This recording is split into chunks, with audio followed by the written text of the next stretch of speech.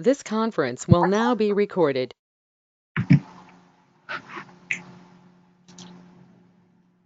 Okay, so let's get started. In the last class, we have seen a new example with a demo AET application, web application in a modularized manner, right? Simple, we have already seen. Simple test case is linear, like no other class is just one single test case. Everything is declared, defined, and instantiated and called, parsed, and executed in the single class. This is like example wise, it's good linear framework, but in real time projects, this kind of linear framework will cause a lot of issues, because in the real-time framework there will be a lot of test cases and a lot of classes. So in order to deal with them, we must modularize them. So hence there is a need for modularization. So that's the reason why we went for the modularization. So initially we started off with page objects and then pages and then test cases, three simple. Then we will further bifurcate into infrastructure, data, pools, and utilities.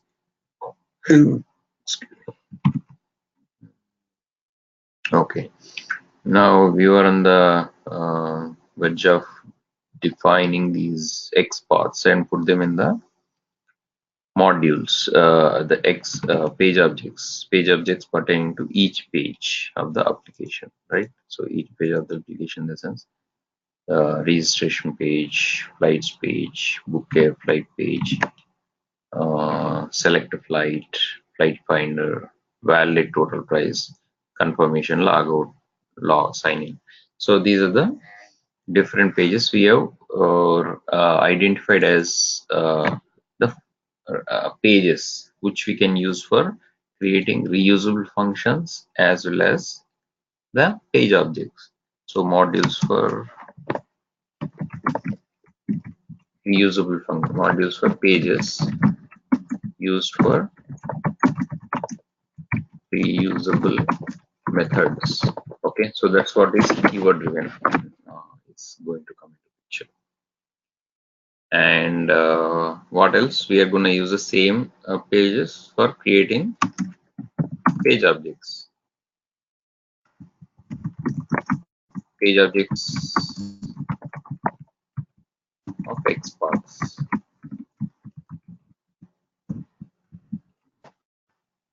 Okay, so we actually tried the first one, and the second one is I'm coming from different point, and here I'll simply change the strategy. So for this, for linear approach, the driver is created in the test case, correct? So the driver is instantiated here, Chrome driver. The driver is called new Chrome driver, and it is configured already. So for each step, we would need the driver, because driver is the one which drives the whole test case. So driver, every time we use or we depend upon driver, driver.get launch the URL, driver.manage window maximize, driver.find element clear click, driver.find element by XPath send keys, driver.send keys again, driver.click on the search button, as well as driver dot click and get text, get title. Okay, so for that also we would need the driver. So what do you and driver dot close finally. So what is the significance of driver here? Why we are using driver so many times? Anyone?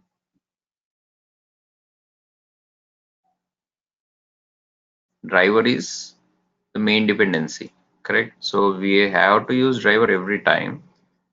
If it is in the linear approach in the same class, we can straight away call the driver instance of driver and start using it, right? So why in the first place we have to use driver every time? Any answer? Any guess? Yes?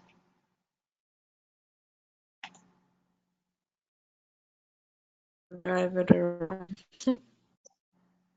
Yeah, go ahead. Yeah. Say it's a dependency, right? So why dependency? Simple. Answer is very simple. Just try.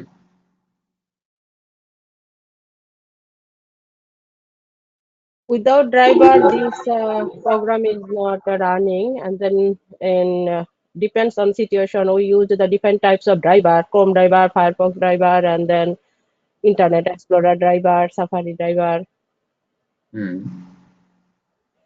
Correct. Yeah. That's it. So, like you said, there is a dependency on driver, which makes use because Chrome, like I said, initially WebDriver is an interface, right? WebDriver, the Selenium WebDriver, which is known as Selenium 2.x or Selenium 3.x, which is basically a WebDriver. The programmers, the whoever created the WebDriver, they have just declared the class methods and variables and the classes interfaces and left them undefined. They did not define them. Why they did not define them? Because the definitions vary for each browser. There are not just one browser. There are multiple browsers. Like Google has Chrome driver, Mozilla has Firefox driver, and there is Microsoft has come up with Internet Explorer, which is currently known as Edge driver, Edge browser, and there is another Opera, and there is Apple's Safari browser. Like, and there is HTML browser, and there are mobile browsers also, right? Mobile for iPhone browser, for Android browser, Windows browser, Windows Phone browser, and there are many, including the BlackBerry browser, Sony browser. Okay, there are literally for every kind of machine or operating system, there is a browser, or there are third-party browsers also. Now, each browser has different coding, right? When the request response comes, it processes differently. That's why some websites are not compatible with some browsers. They specifically mention use Chrome browser only because they cannot render the pages, images, and text and tables and everything. So coming back to this WebDriver, now each browser has to take this WebDriver and define it, implement in the interface. Don't worry about details, just have to know. So, and the Chrome driver does so and so definitions of this, so and so implementations of this WebDriver for which browser? Chrome browser. So hence we have to use the instance of Chrome driver. Now, because if we had to drive manually, we will click and we will go about it, right? Here I have to enter something and key like this. But driver has to do, so driver will drive the script. So it will enter, instead of me entering, it will enter here automatically. So for that, that Chrome driver is instantiated and automatically it takes care of. So these get is a function which is declared in the interface WebDriver but defined in the Chrome driver clause. So when I pass something, get is defined in such a way that when you pass something, it will literally launch the browser and open this URL. That's what it would do. Understood? So that is a definition. So that's why when you write this, it will perform like this. So if you want to open declaration, I don't know whether the source is available. The class file, yeah, you have to attach. You cannot see the source code because it's a class file, webdriver.class. So webdriver.java file will have it. So when you download, if you want to look at the source code, you can download that too from the website. So where that is available here, somewhere here. seleniumhq.org. So you can also look at the, I don't know if it is available or not, but you can download the source code also and attach that source code to here. Java download changelog java.java.org is just it tells you what is the uh, signature of this get and other functions, like what it would return, what it would take, and what is its purpose, and blah blah blah. So you can search for the, what is it called, source code for Selenium. You can find it. Driver, Chrome driver, source code. Yeah, it is already in the GitHub actually. So it's open source. You can find it in GitHub. So if you check this out, clone it or download it and put it in your this thing. If you can add it automatically, when you click on this, you will go to that particular class definition. You have to attach this source. So this will come in terms of another jar, which is a source code jar, or maybe we have it. I think it should have it when we download it. Let's see.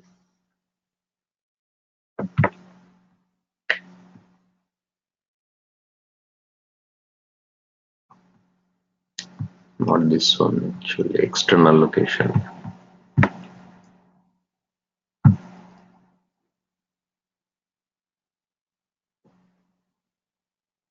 Yeah, so this is the one, right? So when we downloaded, it came up with this one. This is the main jar, and this is the sources. So you can add this. Probably, see, encoding. You'll go with the default encoding, so don't change it. Let's see. There you go. Now in the class, you can see the coding. So let's see the get. Okay, so this is the one we are trying to use, right? That is defined here. So this is used for loading the new web page in the current browser window. This is done using HTTP GET operation. And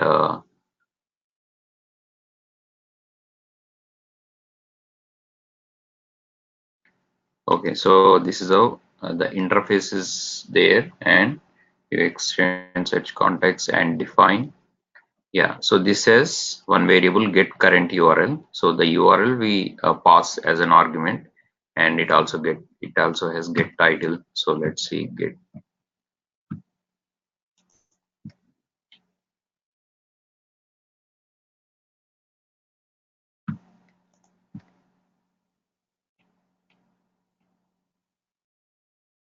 Oh, so yeah, this is actually in WebDriver. So this is how it is done. It is just left undefined. That's what I was saying.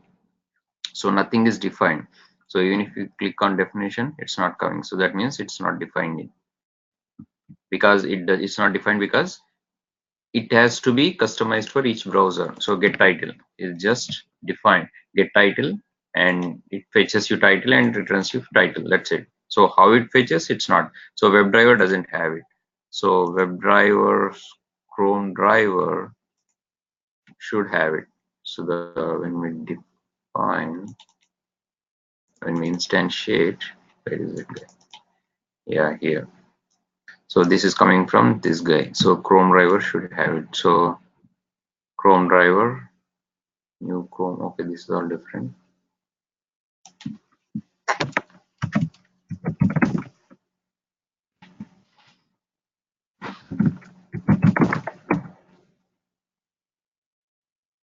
Okay. So I'll just quickly show you. This is not really required for us to understand. So when we call like this function, it would return this one. So how it is defined? It is defined in the inside classes. So all we need to know is use it. That is the main purpose of driver, and the driver is required, and we have to use the driver every time. Now the main point I'm discussing about this driver is, in the linear class you have to use driver every time, which is very cumbersome if you are dealing with 200 test cases, right? So for the modularization, what we have to do is we have to do it in the some reusable function, and you just return the driver every time you use the driver, right? So for the modularization, we came here, and we have created register class, and before that I had to create a setup class. Now this is where I want to create a WebDriver, and I would like to use the driver every time. So how do I use the driver and every time without actually instantiating it? Anyone?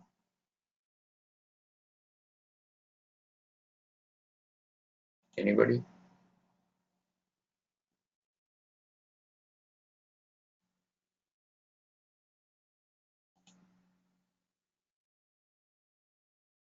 Isn't it system.out.println? No. No, that is for display purpose only. You are displaying something into console. That's not really important. Yes, more. Hmm?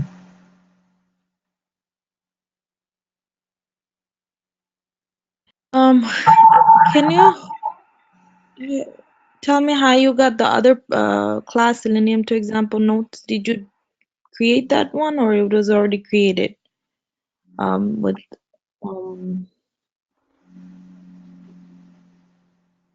Say it again. you know the notes where you had it earlier, the saying get title and except not here in the Eclipse. There was Eclipse. a right. Oh, that is So if no, don't worry about that one. That is just for our understanding where it is coming from. I just wanted to show you these definitions are there in the Chrome driver and WebDriver. That's why I attached the source code. Don't worry about that. That is just for the just an FYI for your information only. So don't go into the details. Our job is to code this in a modularized fashion and get the automation done. So we were given a task to automate this web page or web pages in the application and basically automate the test cases, manual test cases, right?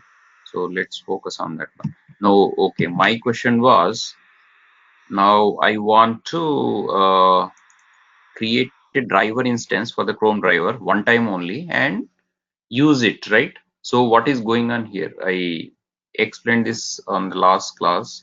So what exactly I'm doing here? Can you understand and try to understand and say out loud? Here you create an instance of chromedriver and return that instance. So whenever Correct. we create an instance of WebDriver in any other class file, we can access the driver. Correct. So is something missing? So this class, okay, let's have this set up in the infrastructure class because it is a kind of infrastructure thing. Opening the browser and launching the browser, and at least for that part, and launching the URL, that I would think it would be infrastructure thing. So let me move this to infrastructure. I'm simply dragging and dropping. Okay.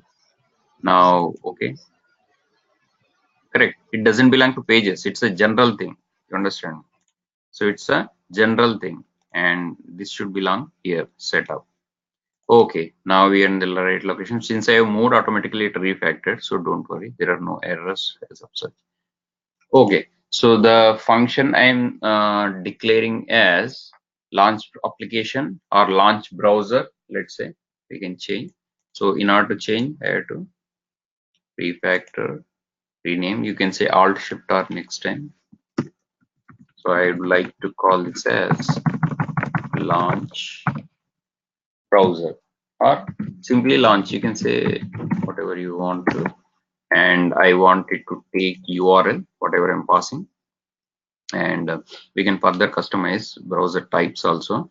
And simply this driver is of type WebDriver, correct? Okay.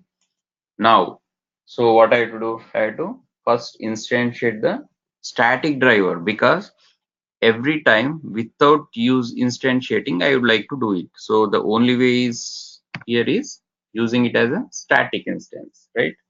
So first I have to create static WebDriver.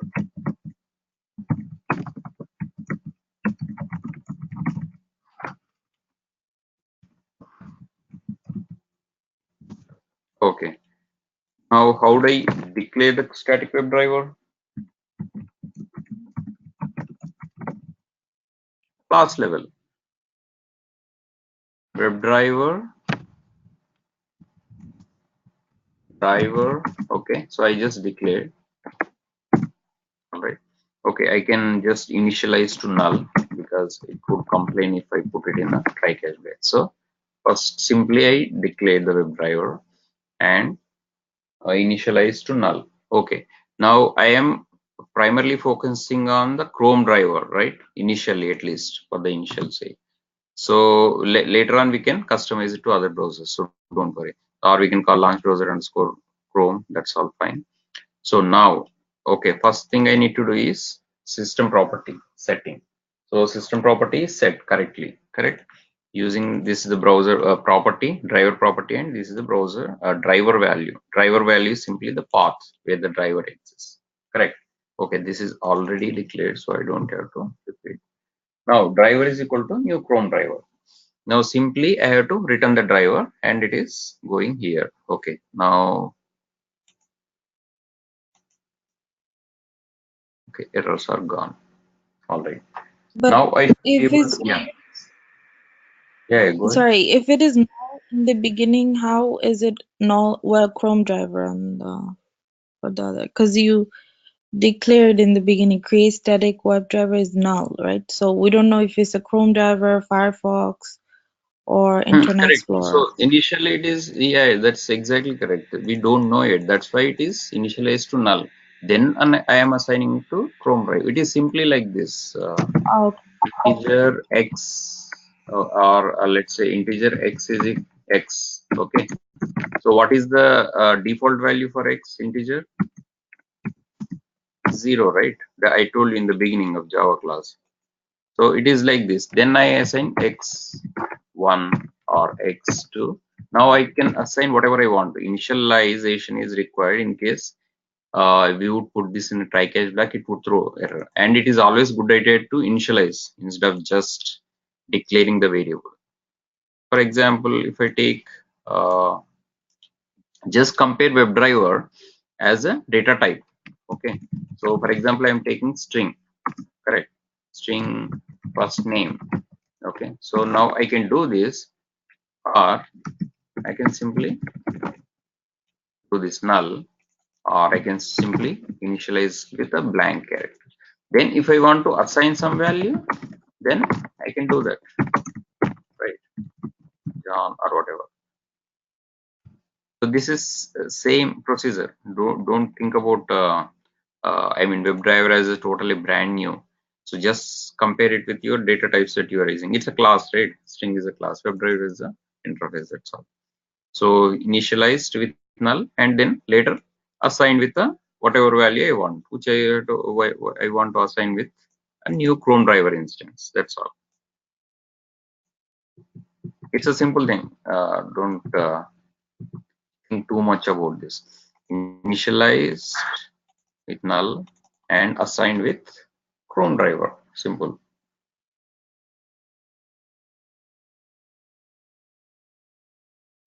Okay. Is it okay or still have doubts? that's fine. Yeah, this is okay. I think you're having doubts regarding why we have to. Okay, this is okay for you. This is also fine. That is just standard purpose. I have to initialize it. WebDriver driver. Initially, what I did simply WebDriver. This was initially it was like this, right? So I simply moved this WebDriver in case I put in try catch block. Okay, I'll show you. So I simply moved it top. Okay. Now, if I want to put this in a try catch block, it would be easier. So I don't want to, but in case there are any exceptions in future, see. Now, let's say if this WebDriver is not there here, okay, directly I'm putting WebDriver here. Okay. Now it would throw error because the return type driver is not reachable here. Like I told you, when you're having return type and try catch block, before try catch block, the variable must have been initialize, declared and initialize. Otherwise, it would throw error. So the driver is not reachable. It can't find in the try catch. The return statement cannot find it here. It has to be here. Its value is changed here. Okay. So hence I have to put it here. Now it is fine. So that is the reason why in declared and initialized on before. And so this is always a good idea, standard procedure. Now clear, I guess, right? Without which it definitely throw error. So I have to avoid the error. Okay. So now coming back to the XPaths. XPaths we have to fill in. Did anybody do the XPaths or should we do it in the class? So we have done registration XPaths, yeah. And I I have only to declare all as public static final strings because this has to be public because I should be able to call them in a separate class, right? Separate class must means I have to make it as public. Otherwise, private will only be accessible in the current class, and these variables must be accessible in these classes. Correct. Here, I should be able to call. So okay, public static. Static because they have to be, I should be able to use with the class name registration dot. Okay, so hence static. Final because they are constants. I should not be changing these values throughout the program. Okay, hence final. String because they are strings and the variable name and the value. Okay, so this every time every variable must be of this type, public string instead of public string, public static final string. So that was one error we have done in the last class. That's why we were not able to access these XPaths. Remember the last class. So I am making every variable as public static final string. Okay, now anyone repeat the same thing. What is the purpose of declaring a variable string variable here as a public static final string? Explain each word, each keyword while I am doing this. Yes. Public is for like we can access these variables from the other class file. If Right. it's private, we can be accessed in the other class file. And static is we can access it by writing the class name like registration dot the variable name Correct. directly. We don't have to create the instantiation for this class file. And I forgot about the final. Why it's Final is constant. Like uh, if I want to change this link register we can value change. Yeah, anywhere yeah, outside, I should not do that. I mean, I'm yeah, making it final. Final means like final English word. yeah, It's yeah. cannot be changed. And string That's is the data type of the variable. correct. Yeah. Perfect. Okay. Good job. So that's how you have to understand why we are using and what is the purpose of using and what we are using. These are important. Okay. Now I should be able to use this in the actual pages, which is a registration page, correct? So Yeah. registration page, I am trying to automate a registration page here. This one. Okay. Now this has bunch of objects like fields. I should be able to fill in those fields. I click on these the objects. So I have already done XPaths capturing here, locators, and using XPaths and driver, I should be able to operate upon them. Okay, that's simple. Okay, now I will come to register. So initially we have done this one. Okay, so this is not a good idea, and beforehand I should be able to launch the browser. Okay, remember initially I tried to launch the browser in the register, which is not good, so I moved it to infrastructure because it's common. Infrastructure is common for all these pages and test cases. So I will remove this is not required here because I already had in the infrastructure dot setup class. Okay, now we will first what I will to do first thing. Yes, tell me. First thing, what Create is the the first thing? instance of setup class. Yes. How do I do that? Like setup. and set a variable name like s equal to new setup. Okay. So will you be able to write it? I'll give you control because this is easy. It's already defined somewhere. You just have to call it, right? So let's try to give control.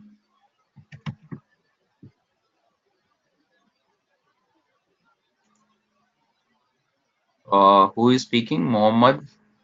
Yeah, Raz? okay. Raz the one? Yeah. Okay. Okay. So I'll make you presenter.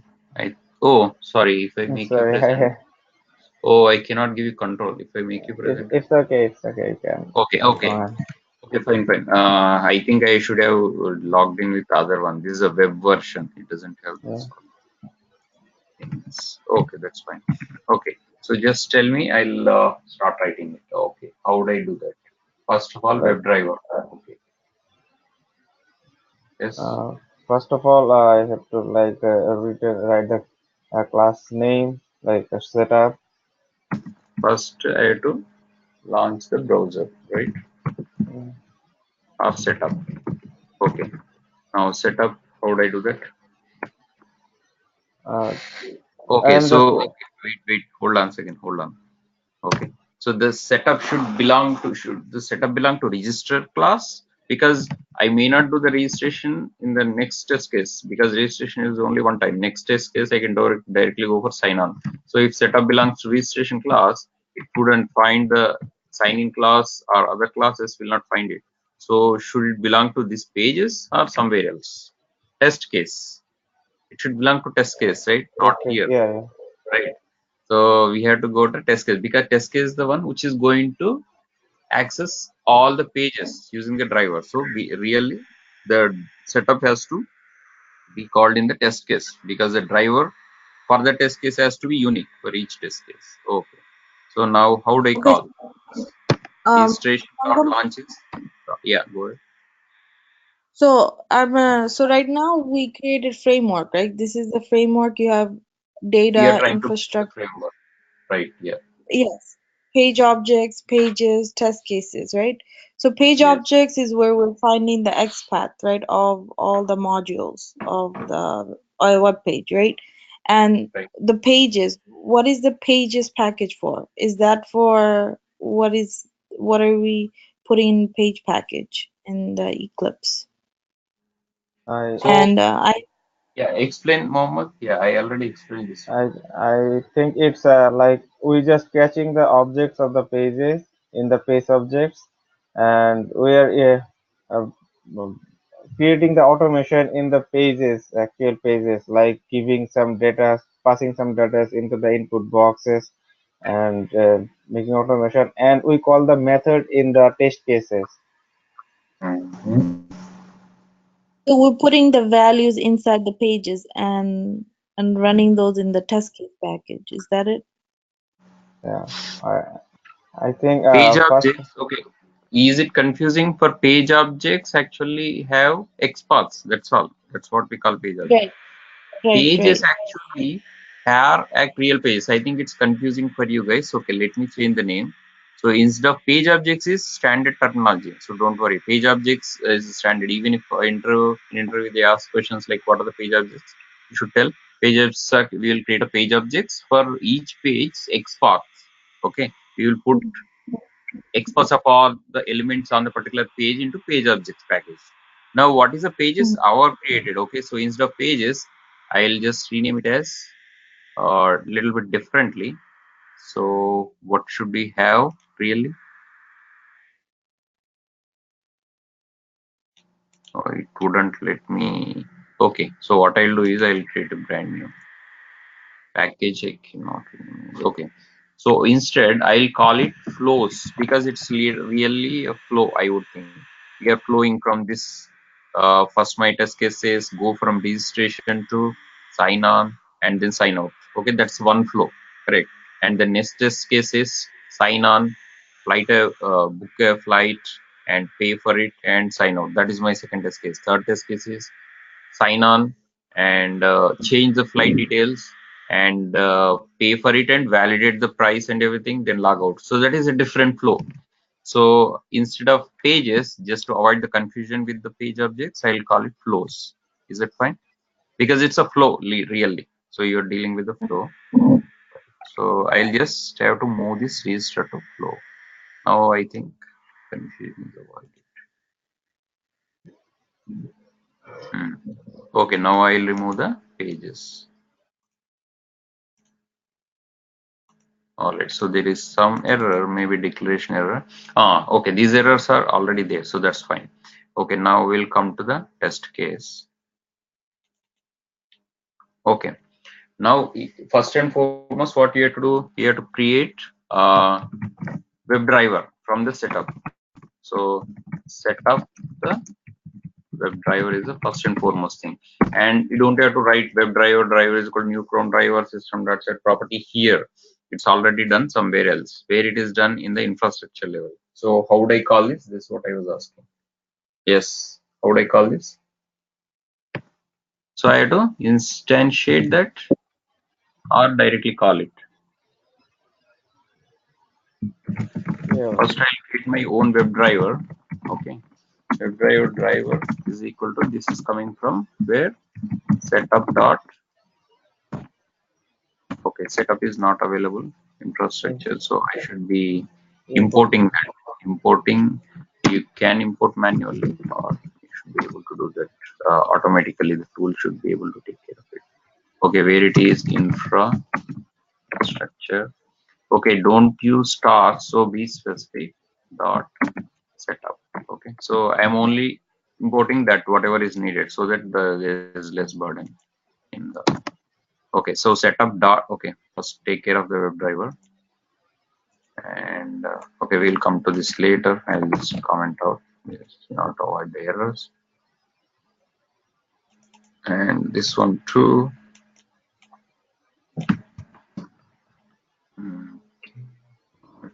Errors will be gone.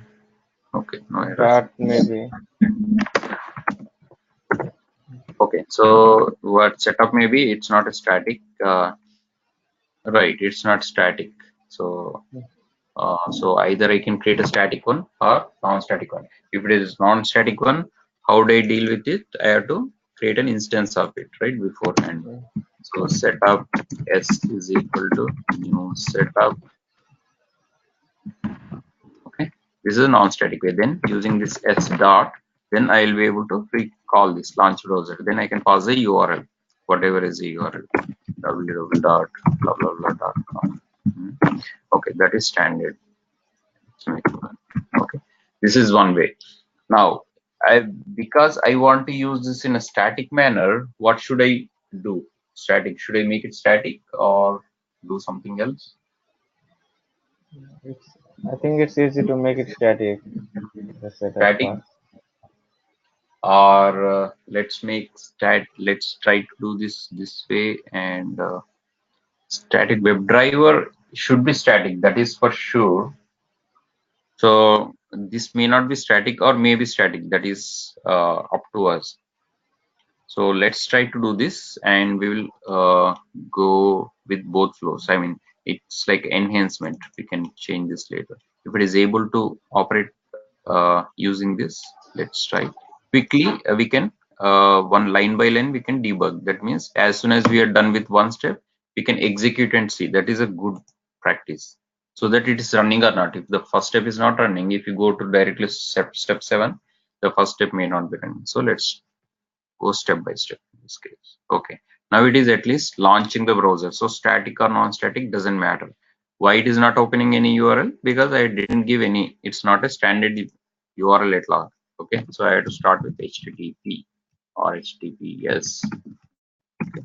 Now this is the invalid URL, so I'll pause the URL from my data pool or somewhere. So for the time being, I'll declare this variable URL right in the test case. Okay, so then we will move it.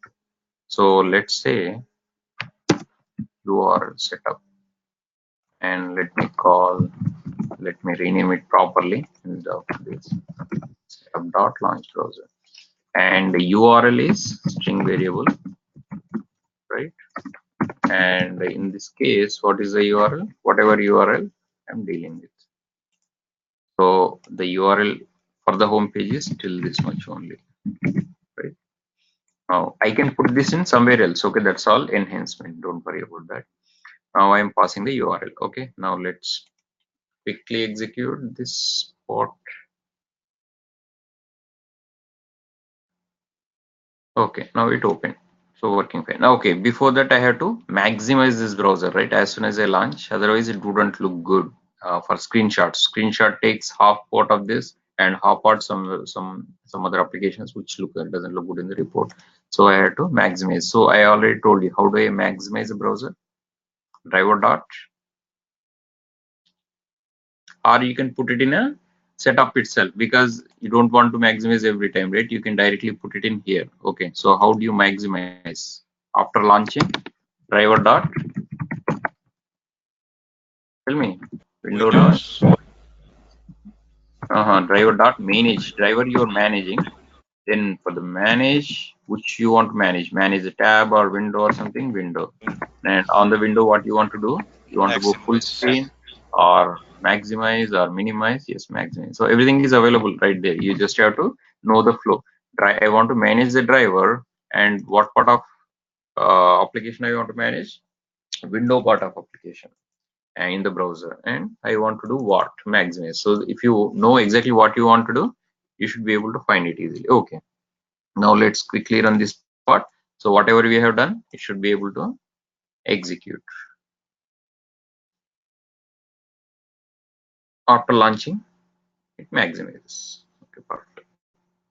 Okay, now next thing what you have to do, flow wise, flow, the test case flow says I have to click on register. That is the next step, right? Like this, manually I'm doing. So we will do it automatically. We already have the XPath for the registration purpose at least. Okay, now tell me registration, right? Registration function. Okay, so I am simply instantiating the registration. What registration? Registration of what? What is this registration actually? What I'm trying to do?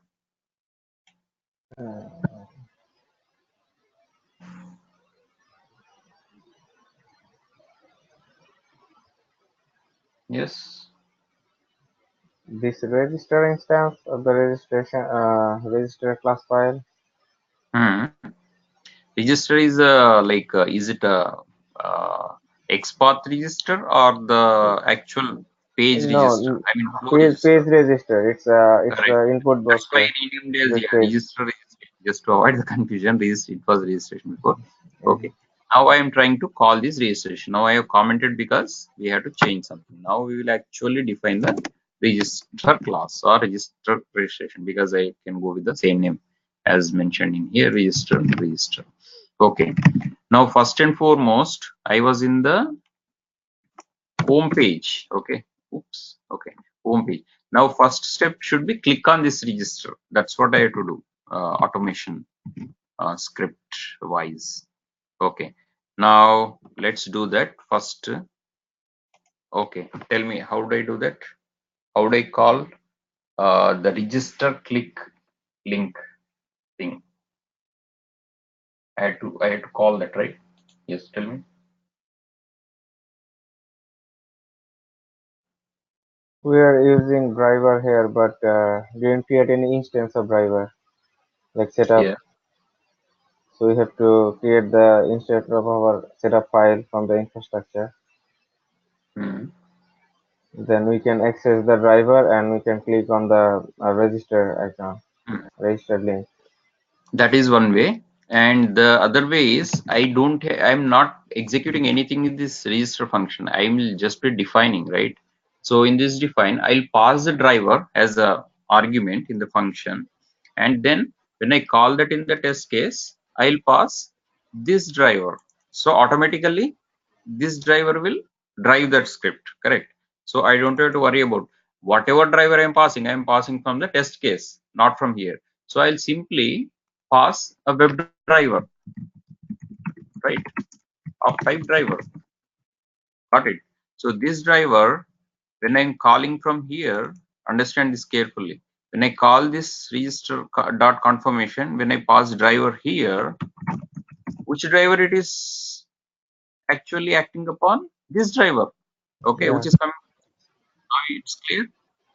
Now Yeah. I'll go back to register again. Register, I don't care about the driver. I'm just passing the, okay, I'm asking the user who is calling this function to, hey, pass a web driver of type Chrome driver.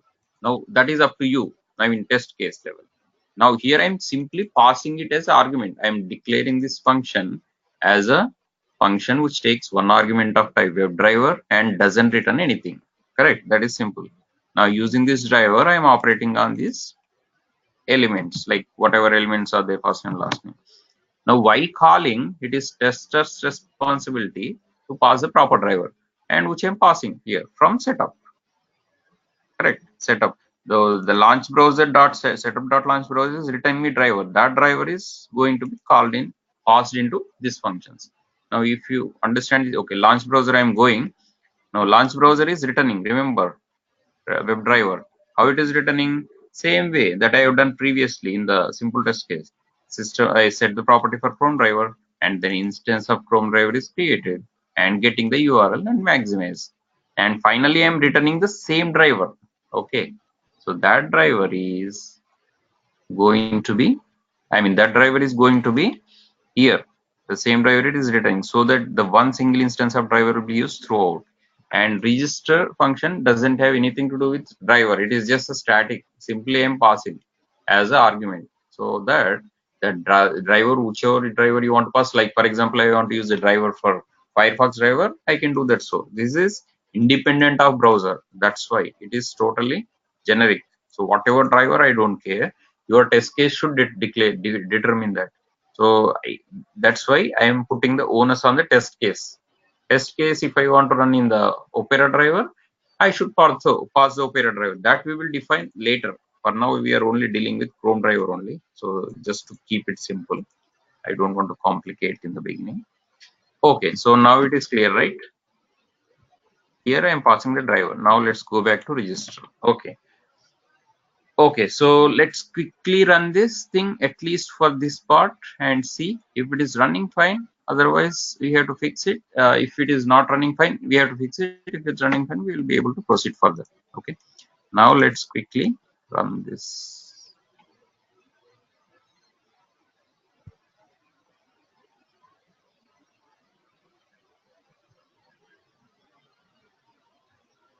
Okay, so is it working fine? Yeah, it's working. It's working fine because what? The driver is able to operate. Okay, so that's what we are concerned about in the last class. The driver was not available, okay, because it was not properly passed. And remaining thing is what? Here we have passed XPath driver. How do you operate on objects using driver dot find element?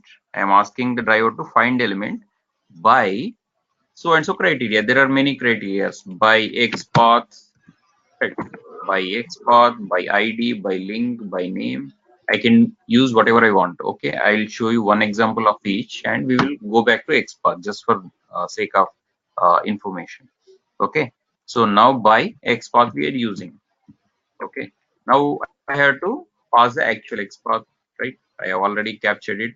The only difference here is I am passing the XPath as a string here, whereas I have already stored the strings in the page objects. I should be able to use them instead of, that is the whole purpose of it, right? You have created XPath and put it in here. So what is the purpose of, what is the point if I pass it again as a string? So I should be able to use it from here. That we will do late next step. Okay, now beforehand I want to show you all the usage of each by class functions. Okay, so driver dot, pay attention, driver dot find element will find me element. Okay, locator, exactly. By, okay, first we will go by ID. Okay, if at all there is an ID, we can go by ID. Okay, so I am just focusing on the first name. Okay, now what I have to do, I have to go and check the ID. Is there a ID? There is no ID, right? ID property. ID property has to be there in order to use the by ID. So I don't have ID, so I'll use the name. Don't worry, if there is an ID, I can pass the ID, simply that ID. Let's say that ID is first name. Okay, let's imagine that there is a ID property, ID equal to first name. Now ID and dot, and I'll pass some name. Yeah. Okay. So this would be usage of ID. I'm just showing you for the fictitious element ID, which is not there in the DOM. Okay. By dot link text. Okay. If it is a link, I should be able to use it. Okay. So let's find any link and see. Okay. This may be link. Link text. Yeah. This is a link, but input link. Okay. Let's use this. What is the text of it? Its text is simply, what is the text?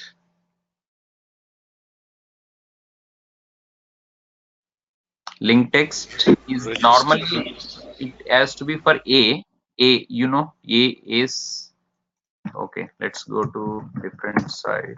Kaya. So this is a link. I'll just go with Control Shift I. Okay. So let's find the proper link, whose type should be a. Okay, this is again. Okay, wrong example. Okay, let's go to different site called yahoo.com. I'm trying to find the proper link, like hyperlink, clickable hyperlink. Okay. So where is this guy? Is this a link? So that I can go for a by link text. No, these are all divs. Okay, that is a problem with these. I have more websites for practicing, but we will not go into those later. Based on the types of objects we can operate upon, I have researched about those websites. So let's go to Google. Okay. Is there a? Yeah, so that's it. So this is a right? So this link text is here. This link text is whatever you see here. Okay. So the store link text store. So ultimately, I'll click on the link. That is the operation I perform. Yeah. So by link text next driver dot. These are only for your understanding purpose. By Wait, dot where did you name. Yeah. where did you find store? Sorry, the store is in the Here, the oh text, link oh text, just what you see the text, yeah, I'm clicking on that. oh, so Okay, just the so hyperlink name. yeah, hyperlink, A is normally for hyperlink. Okay, now we'll go back to, let's say, last name. This has a name directly, right? So I can use that method directly by name, whatever the name. So you see the difference. I am not mentioning the whole XPath like input contains, that is not required by, because I'm going by name directly. Okay, so the text send keys, last name is something John Kransky. Okay, so the directly name. So the main reason I'm explaining you this, the difference between XPaths and others. So in case you think you can go for these immediately, you can go for, but I would still recommend you to use XPaths because XPaths are more faster and accurate than any of these. So these are just for your information and understanding purposes. That's all. Diode dot. And in case you cannot find XPath, after trying so much, like 5 minutes, 6 minutes, still it's not resulting in single match, then there is no other choice, then you can go for this. So this is all like of last case, worst case scenario, you can go for this. But these options are there though, so that's why I'm showing you. Partial link text. Okay, so partial link text means what? I can go for, if there is a I'm not suspecting there will be multiple matches, I can go for partial linked text. Okay, so let's go for other. Where are the other? Business. Okay, so business is other. So partial link text. Okay, business. I can go for busy. So that's a partial part of it. Okay, part. Okay, so the difference between link text and partial link text is I can mention part of the name. Okay, now what else? What else is there? Tag name. Okay, tag name is sometimes you have, sometimes you don't. Okay, so try to find tag names. Any tag names are here. Only you should be able to see in the tag DOM. If there is no tag name, you can't use it. So tag is another property like type name. So I am going with the imaginary tag name. So let's say tag name is some tag. Okay, just for example, then dot click. Okay, so that's hyperlink. So okay, next one is definitely drive dot find element by dot XPath, which we have been using. So I don't have to show you guys. So another is class name. Also you can go class name really if it is mentioned again DOM purposes. There is no class name here. Class name is a property name actually. Like name, there will be class name. So I can go for fictitious class name itself. Okay, it's just a property, another property. So I can operate on this whichever we want to. So for example, I want it's a text box. I have to use send keys. If it is a clickable object like a button or hyperlink, I have to click. So depending. Don't worry, I'll show you a table. I'll send you where what kind of prop object should be. I mean, what kind of operation you have to do on what kind of object and in a tabular manner. So, but these is like just common sense. Finally, we will use find element by CSS selector. So, like I told you, there was a debate on CSS selector or XPath, but comparatively, XPath is more accurate. But speed wise, CSS selector is more faster than XPath. Okay, so that's why people used to use this. But accuracy wise, still XPath dominates CSS. So I would give preference to accuracy. Speed is all secondary for me, because if it is not accurate, it won't even operate on this first place, right? So I would go for XPath. So just for the example purpose, let's see CSS selector. So XPath and CSS selector are always available for each object. I mean, they are not actually properties; they are custom written. Like XPath, you don't find XPath here anywhere, right? There is no property called XPath. You're building the XML path. XPath means XML path. XML means it's a like this tags hierarchy. Okay, TD has table, table has TR, TR has input. So that's hierarchy. So that path I am mentioning simply in the XPath. Likewise, CSS means cascading style sheet. CSS, that's what it is. So it's a cascading style sheet. That's what the hierarchy structure is like. So I'll just go for the cascading style sheet, like parent, its child, child's child, child's child, child, until my descendant child, which I am interested in, which is the input. Likewise.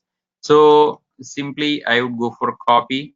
Okay, copy selector. Okay, I can also go for copy XPath. I showed you before, but that actually is a not a relative XPath, which is totally breakable. So I had to build my own XPath using my syntax.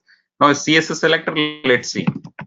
This is simply like this. This is totally unrecommended, not recommended. I mean, okay. So let's say I am trying to, and you cannot even do this because there are syntactical error. So see, it's coming from body. Body is the topmost here. HTML as a body. Okay, HTML is anyway topmost. You don't have to start from body. Body has div, div has table, table. So it's basically trying to take all the elements of the hierarchy. So all you have to do is instead of this arrow sign, you have to put dot. Okay, that's what you have to work on. Dot, dot.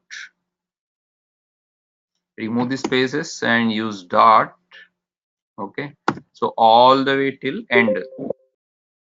So this is what it is saying. Body has div has table, table has t body, table row, and which has nth child, second child has table again, table within a table. These are all nested tables which are invisible basically. Developer the design architect has already done that background in the design documents like HLD, LLD architecture document.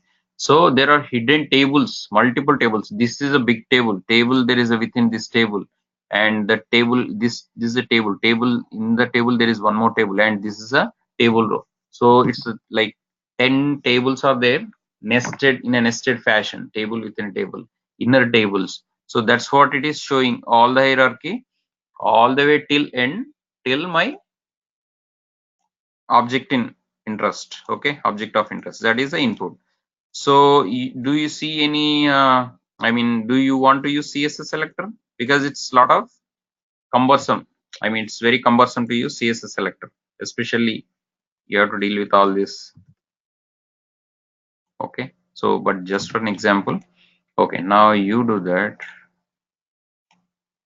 So let's just make this guy error free. Okay, dot password. Okay, and there is a quote within a quote. Okay, so I already told you to escape this you have to use backslash. Okay, at least it is compilation error free right now. So this is what you have to do. Okay, so do you want to use CSS selector or XPath? So now you tell me which one is the most appropriate one in terms of speed and accuracy. ID, link text name, partial link text, tag name, class name, CSS selector, and XPath. Which one do you like to use and why?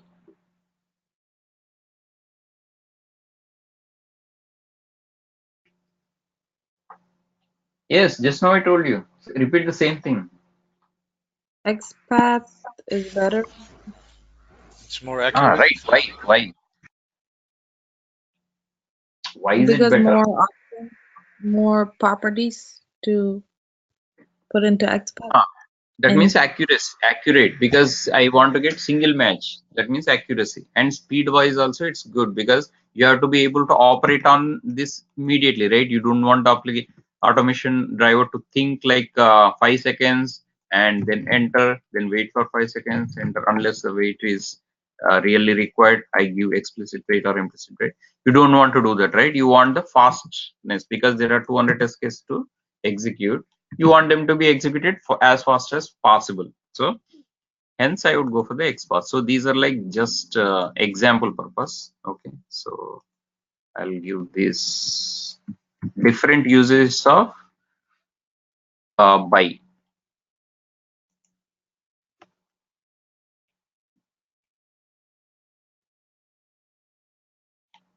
Oh, we are not yet there. These are the last class. Okay, so instead of here, I'll mention it here. Yeah. Is of by class. So by class is all these methods: by name, by ID, and everything. Okay, and XPath is one of. Okay, so I don't need this here because I am not executing them as such. I'll remove them. So just for an example purpose, I'll provide it.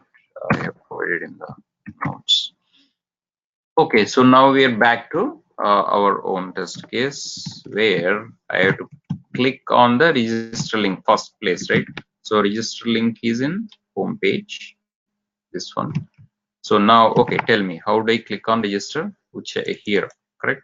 This is a click on the register one. I can write simple comment, click register link.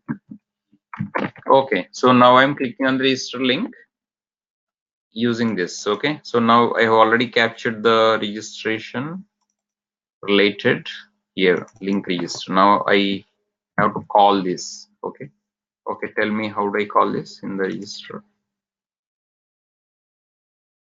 XPath. I'll remove this.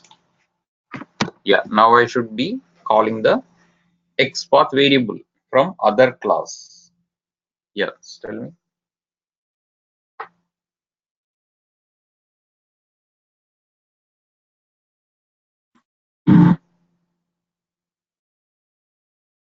How would I call it? What is the class name? Because it's static, I should be able to call by the class name, right? So what is the class name? Registration. Correct. And what is the variable name I'm interested in? Clicking what? So that's why I clearly renamed them, right? Now I want to click the link. Now I just type link and there you go. That's it. So I'll take you back to that where we have come from, clicking on this link. Now I wanted to use this because I want to operate on that link register. Clicking on that link register link is my objective. Now I have captured the XPath. This is the XPath. Okay, I already captured. Is this the XPath really? Yes. How do you know this is the XPath? You might have forgotten, right? Okay, so this is the correct Yeah. XPath. Any special thing or not? We already done this homework before.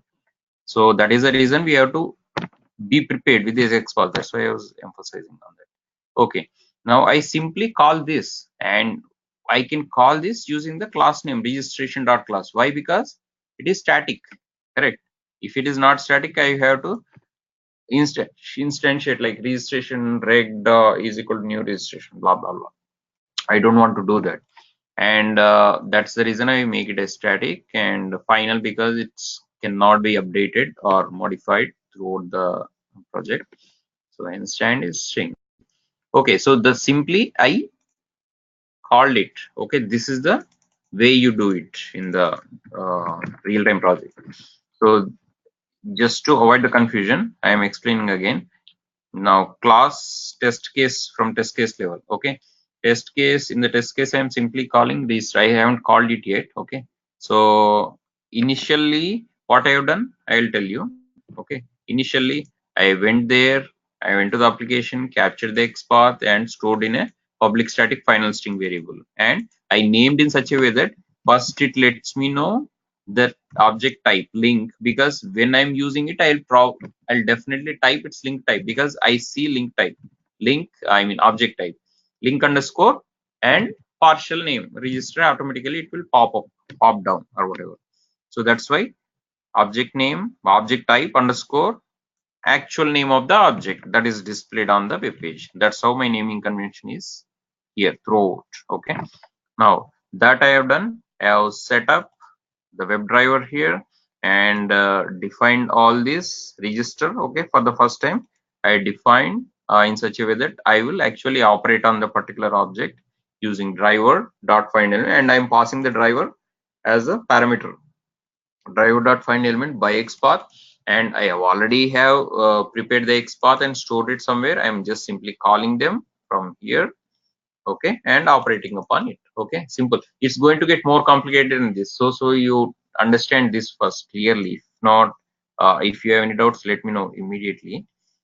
Okay, so this is what we are going to repeat for all of this. Okay, and finally we have to call this contact in the our test case. Okay, so that's what we are doing, register and registered contact. So it's going to call this. So finally what you are executing is not all of this only, this and this, whatever is in the test cases. Okay, now from test case perspective, I am calling register.contact. Register is my class here. Okay, that is the instance. Using this instance, this is not static, so I have to instantiate it like this, and using registration I am calling the contact information, right? And contact information, okay, I am going back again, alt back, I'm passing the driver which I am getting from setup, correct? Setup.launch browser, which is static instance. So no problem with the driver. So now I can take care of my coding. Now contact information I coded, and driver.find element. We are going to create another reusable function for clicking also, which is going to be there in the infrastructure. So not yet. So I'm just holding on to that step right now. And here I'm passing the XPath from here. So this is the framework. Okay, that's we have dealt with keyword driven and page objects so far. Okay, and we are going to deal with the data driven thing later. Data pool we haven't, because of the fact that the data is entered statically, URL, including URL in the contact information also. I am entering the data John Doe here. Okay, this is going to come from data. That is later. So far this one. Okay, next thing, contact information, right? Contact information by XPath. Now simply I'll replace this XPath with the whatever XPath I have in hand. Okay, tell me now, what is this XPath? First name.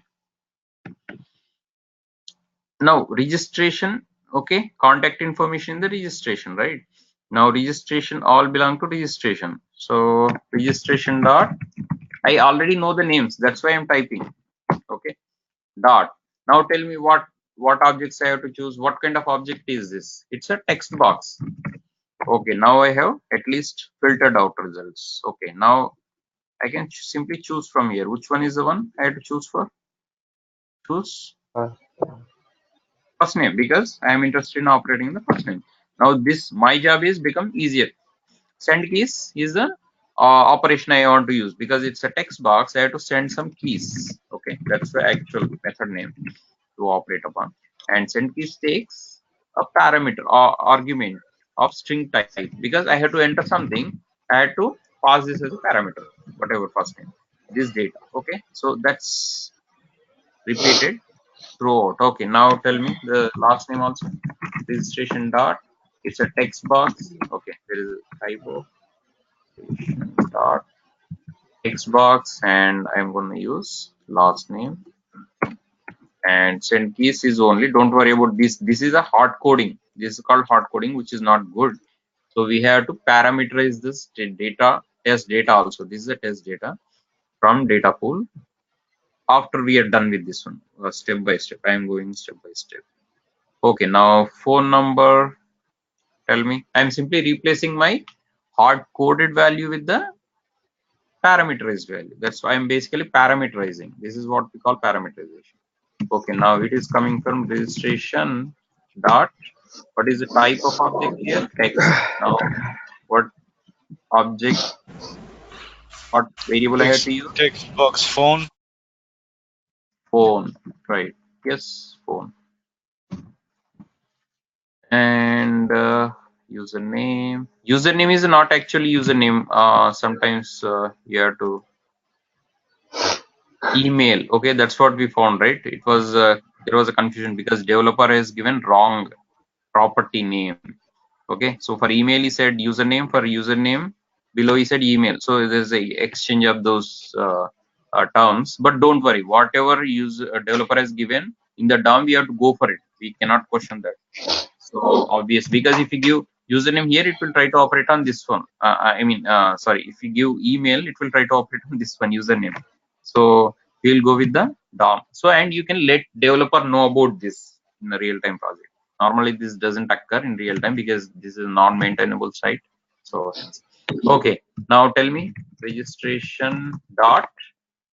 Here I will go for email or username. I have named properly. So yes, tell me. Text box email. Email, correct. Don't worry, I'll show you again. Email has correct XPath. So content name, username. Okay, so in case any doubts, I'll just simply take this and validate it right away. See. Okay. So now this is correctly pointing to the email. That's what I'm interested in, right? I'm interested in operating upon email. I'm trying to enter email. So one of one match. So perfect, no problem. Okay. So we will continue for mailing information also. I'll simply create another section, mailing information. These are I'm bisecting because it will be readable easily. I mean, whoever wants to review it, code review will be the primary part in the STLC. So after you automate this, you will send this code link in SVN or Git or whatever source if you are using, like configuration management tool you are using. You are going to send it to test lead and your peers. Peer review will be doing. So they will actually review and see. Okay, they will go into comment them. Okay, so for example, okay, this is not proper, so you put this like this, and don't enter data from here. You data drive here from the Excel spreadsheet. So that's what they are going to comment upon.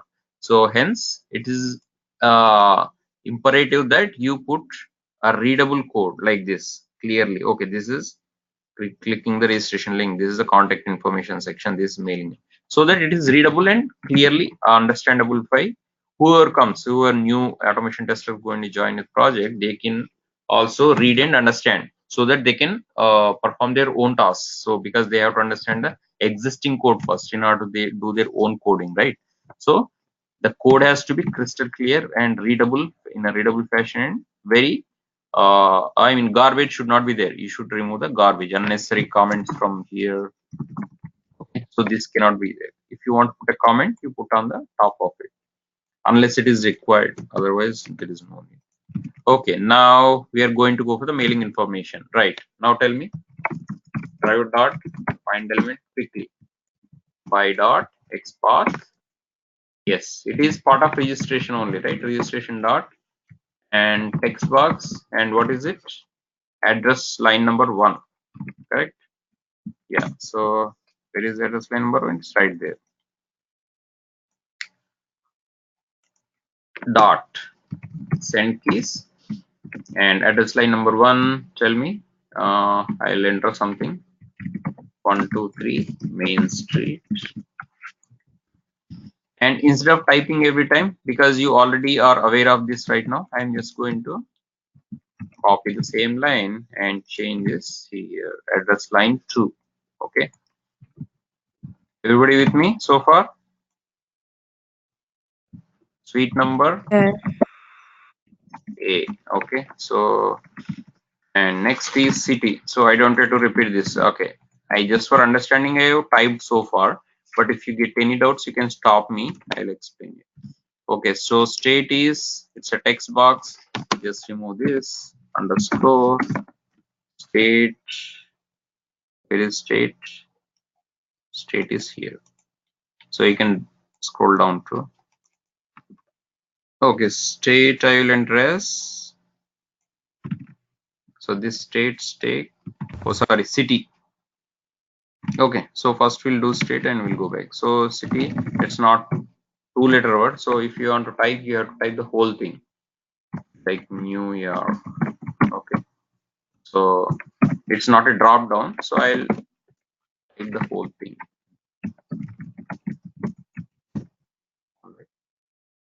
And I have to put city name on top of it. The order matters because you want to execute in the same way. I don't want to end automation code to enter state first and come back and enter city first. It doesn't look good. So I'll go by the same order in which the objects are displayed in the application. Okay, so what cities are in the New York? I don't know. Tell me.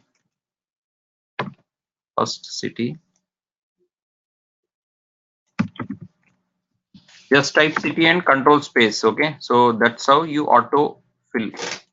Don't worry about remembering names also. It's not required. Just type partially and control space will autofill it or show the options available. Okay, New York City, right?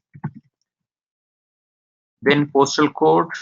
Okay, I'll copy this and simply I'll remove this. Postal code. Okay. And what is the postal code? Anyone? What is the postal code of New York City? Anybody is living in? 11370. 11370. Okay, next one is postal code country. Okay, now pay attention. This is not a text box, correct? What is this actually? It's a Drop down. drop down. So let's try to operate on a different manner, because text box uses send keys, but drop down uses select by visible text. There is a different method called select by visible text. So we will try to use that. Okay, so first we have to find its XPath, or maybe we have already found it. Let me quickly check.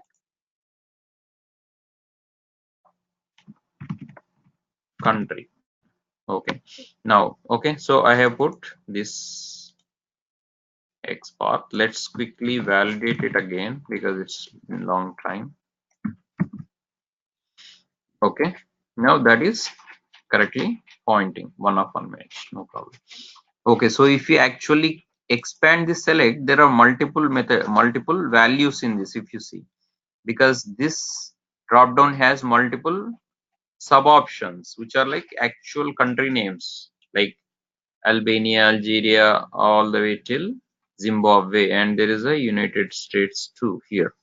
So we have to select this because it's a multiple process. It's a two-step process actually. First you have to identify the overall drop down, then you have to dig into that and select the appropriate value, right? Otherwise, if it is like this, how would I enter? I would select this because selecting doesn't do anything, and then I have to select the sub options, one of the sub options.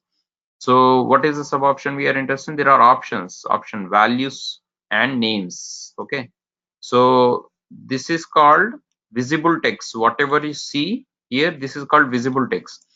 And our select, that is what it is called. Select class has three methods, one of which is select by visible text, which is more appropriate because what I see is I can choose for. Okay, if I want to choose Thailand, I can go for this. This is called select text. Or if you want to go for select by value, okay, developer has given two for Albania because one for the topmost, I mean nothing is there because it's by default one, whatever is displayed before selecting, it's probably blank or something. And 2 is for Albania, 3 is for Algeria. So likewise, if you want to select United States, it will be, you have to check the number because you cannot take it for granted here. So United States is somewhere here. 215. 215. Now, if you want to use the 215, you have to use the method select by value. Now, the problem is for using select by value, I have to actually scroll down and see this, and this is subject to change also 215. And who knows, there will be new country tomorrow, and this will shift down and it will become 216, in which case my automation will fail. So best bet is I'll go for the visible text, which might not change so easily. Or most likely they will change it to initial cap only, like or all small letter. So right now all capital letters. So what you see is what you get. Approach is better. Okay. So I'll go for the visible text. What you see is United States, so that I don't have to scroll down and watch the number value. Okay, so let's come back. Where is that country? The XPath is ready. Okay, now I'll come back to registration. Now this is still belonging to mailing information, last section. Okay, okay. Now we have to do a little bit of coding here. Okay, so how do I select?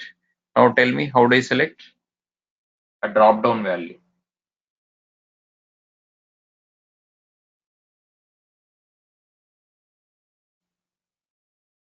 Driver.find element or something else?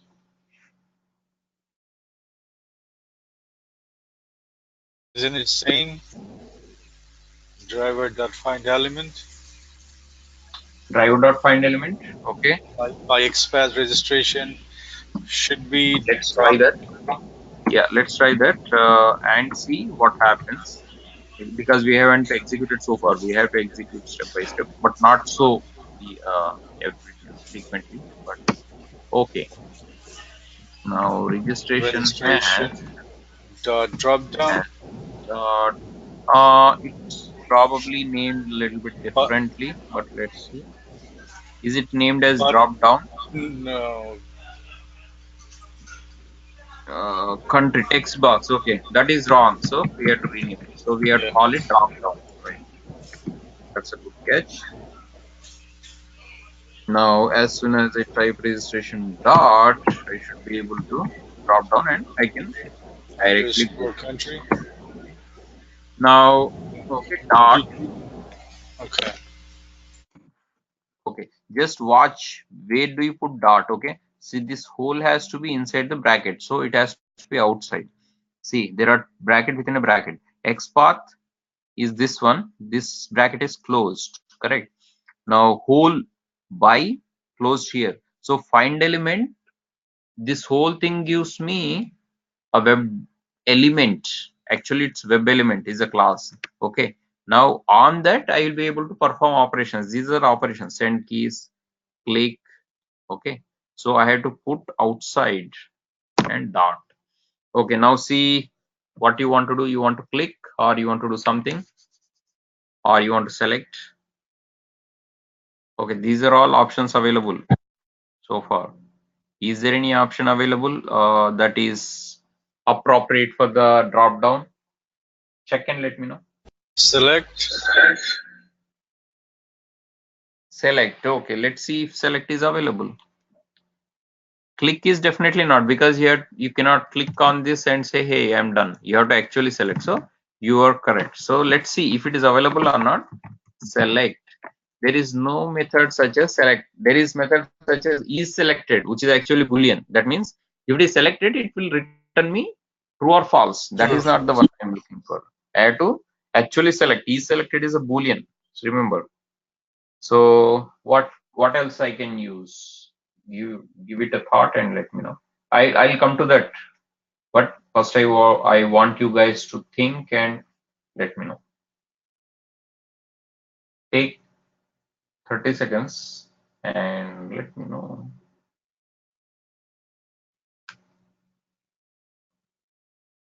Can you see the other options? Sure. So let me, because yeah, there is a dropped scroll down. You can't see, but I'll just simply do like this. Yeah. These are all the options. Check and let me know which one is appropriate one. If there is no option that you are looking for, let me, I mean, tell me. If there is no, we have to create one. So just take 30 seconds and go through them Maybe a and pick the list. one. List. Least, where is it? Find element by list web element. No, that, yeah, right, oh, on top.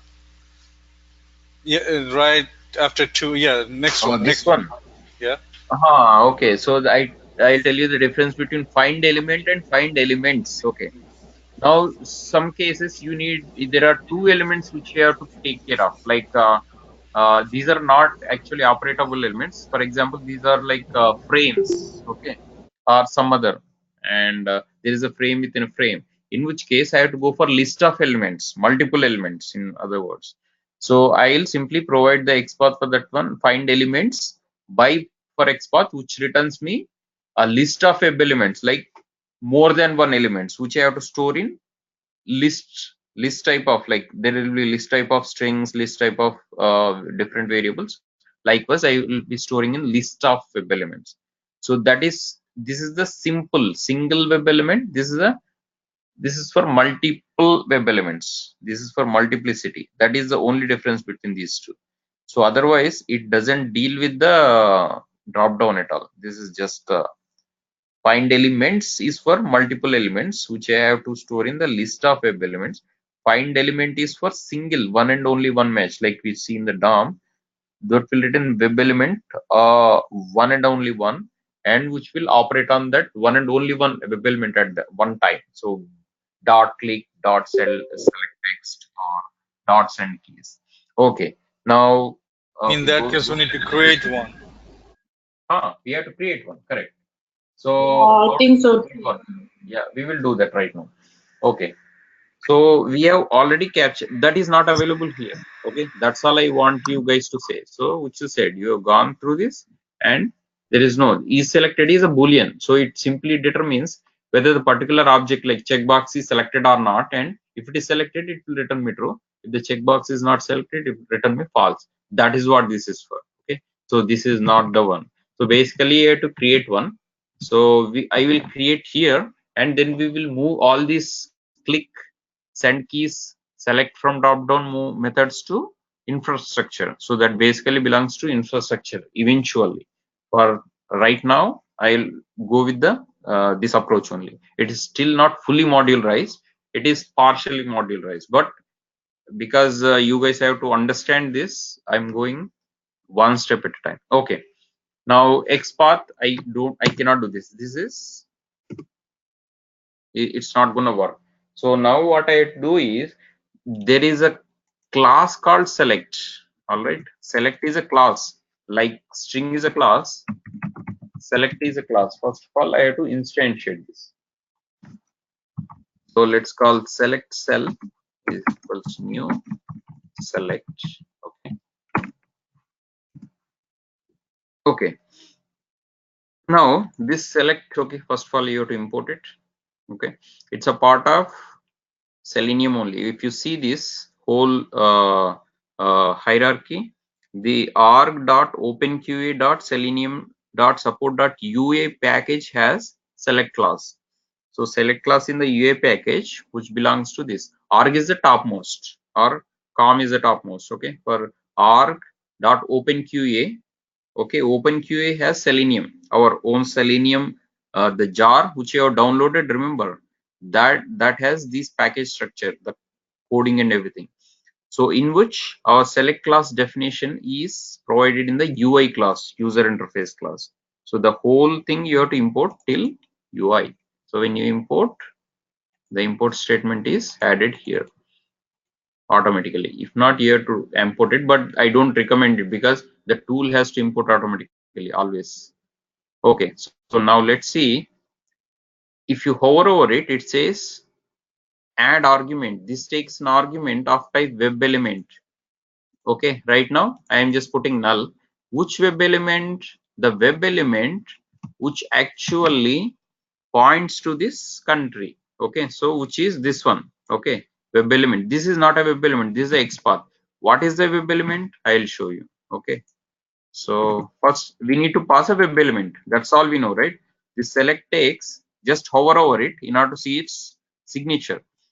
Okay, just or F2. F2 will stay in focus. Okay. Now if you look at this, says select clearly. This is a method. It's expecting you to enter a web element. Okay, it's a constructor, and this is used to select element to wrap. Okay. Okay, that's all you need to understand. So constructor, a check is made to give an element is indeed a select tag. If it is not, then an unexpected tag name exception is thrown. If you are providing the wrong XPath, it's going to throw this exception, unexpected tag name exception. So that we will put everything in the try catch block. Don't worry about that right now.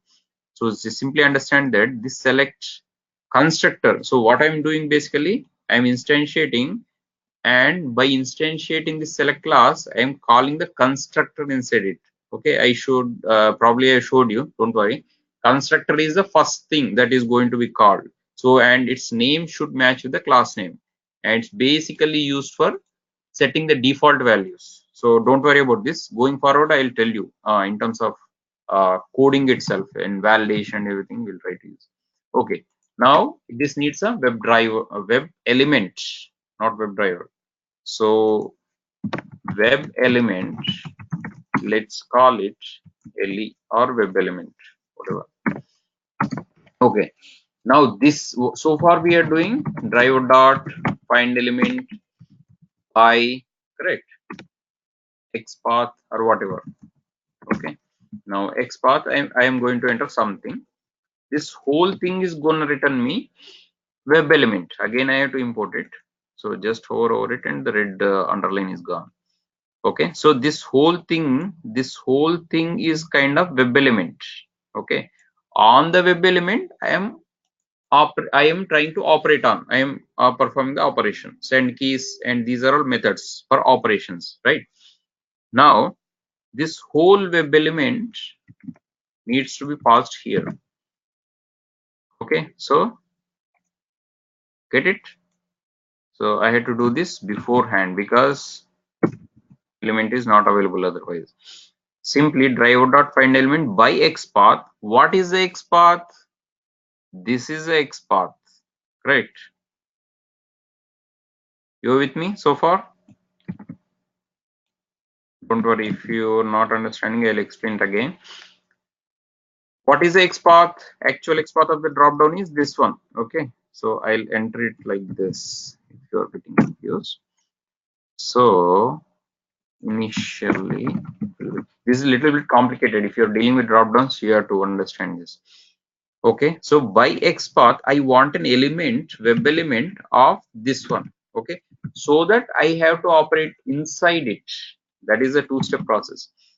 So by XPath, this XPath will give me web element of outside dropdown without element inside values. Remember. Now that will that I am storing in a variable of type web element, right? Now select class, if I'm instantiating it, the constructor takes a parameter or argument of type web element which you are interested in, which you are interested to operate upon. So this is the web element I am interested to operate upon. So I captured the XPath, I am passing the XPath to by XPath, and I am whole thing driver.find element by XPath is gonna return me a web element. That's what it is. If you hover over find element, see it's returning me web element by Question. web element. Okay. Now this web element I will pass to select. Now further down the line, I should be able to dig into this drop down. So what I'm interested in this, I am interested in selecting a value called United States, wherever it is. Okay, so this is my ultimate goal. Okay, now cell dot. So using this, okay, using this instance, I should be able to select now or deselect. Now there are a bunch of methods available here. I am simply typing select by index. Okay, I showed you, right? Index values. Index is, these are like 1 2 3 4 5 6 index, my own indexes. Values are developer has given values for United States or whatever, like Hong Kong, he has given value 88. So if I want to use those value, it takes index takes number, actually string value takes within quotes. I mean, you can enter the number as a string also, but like I told you, select by visible text is the most easiest one, because I can go for this. As you see, you can type United. I mean, it should still match with the actual value that is displayed inside the dropdown, including the case sensitivity. So you have to be a little bit careful. States. Okay. If you're not sure how to just copy from here. So copy element. So that will also cut. Or otherwise, it's easier for me to just okay. So if you copy like this, all these things will come. So you just have to remove this. Hong Kong, or I just want to go with the United States option. So these three lines actually are going to select the drop down value. So you have to understand. So this is not required anymore. This is a concept. You do not have to use registration anywhere.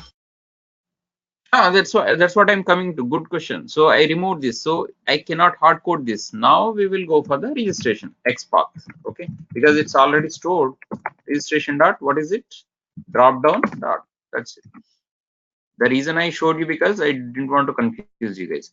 Now this is the whole thing. Okay.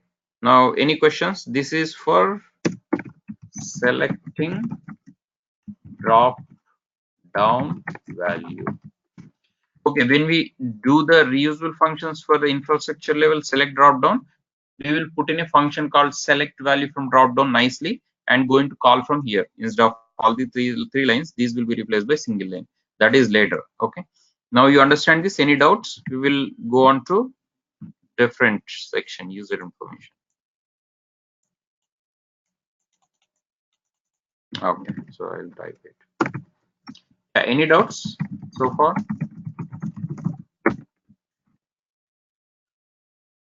Just remember that this is done in 2 or 3 steps manner. First you have to find the XPath, and I stored it anyway for the dropdown. That is simple. Now you store this driver.find element by XPath in a web element and instantiate the select class simply and pass that web element as a argument to the select. And using this instance of select, not the element, I will choose the appropriate method to select by whatever, select by visible text, and that instance takes the value you are interested to select from dropdown, which is United States. So just trying to understand, don't get confused. Even if you're confused, don't worry. We are going to encounter more drop downs. We have to do the same thing. So basically it will practice gives more perfection. So don't worry. So further down the line, we'll encounter more objects of this type, and we'll try to automate them. Okay. So information, username. So username, tell me now. Same procedure, except for drop down. Everything else is just simple. So just for drop down only, it's complicated. Okay. Driver dot find element by by XPath XPath. What is the XPath? registration Registration class is there already. text And what is box its type? Xbox, and choose one from here. username Username. Username is already there. Don't worry, it's already send validated. keys. Dot send keys. Okay, so outside. Dot send keys, and username I am entering some user one. Okay. So copy this guy. So here, if you look at it, I can divide this into 2 lines. Okay. So which I have done here, 3 lines. Okay, 2 lines. So just watch this. So send keys I will remove here. Okay. This will return me what? Find element will return me web element. Just to make you understand guys, the previous line for this element. Let's call WE web element. Now web element I can apply send keys. Okay. So user one. Instead of these 2 lines, I combine these 2 lines into 1 line like this. You understand now what I'm trying to do? Simply I'm operating on the web element so far in one go. I am finding the element and operating on the web element in one go. That's why you see 1 line. This is easier to remember than this. So, however, the Selenium drop down thing you need to do in a 2-step manner like this. So first I stored in a web element like this here. Then I pass that web element as a parameter to select, and then using that select instance, I am selecting this. Okay. So is this easier or is this easier? Whichever. Just for information, I'll put this like this. So we will do the rest normal way. Find element by dot xpath and registration dot. Next one is password, I guess, right? Text box. Password. Okay, so password. Apply dot. So send keys is for fillable objects. So let's say password is password 123. Okay, so confirm password is another one. So I'll simply copy. So don't get confused. I done this in a little bit different fashion. 2-step process, but 1-step process is most widely used one. Okay, confirm password. So I confirm the same password. And last one is submit. So how do I do that? Driver dot find element by dot xpath. So if in interview question they will ask you how do you actually operate an element using WebDriver, you should be able to say first I will capture the xpath and then I'll code like this driver dot find element by xpath, and I'll pass that xpath and operate using the send keys or dot click method. You should be able to say like this, explain. So writing code is one and explaining is another thing. So okay, what is the XPath here? Registration dot. Don't worry, that we will see in how to explain in the interview. I'll tell you at the very end. Registration dot. What is it? Link or button? Button, I think. Yeah, submit. Button. And on button, normally what we do, click. So that's it. So this is the whole process. Now we will try to automate this and see. Have we done any mistakes or is it working fine? So which one I have to run? Which one now? Register, setup, or which one? Register. No, I don't execute register. I execute test case. Correct. So test case is the one I have to execute. So in test case, I'm calling this register.contact information, right? So the whole thing. Oh, not just contact information, sorry. Contact information ends till here. So we have to bifurcate till here. So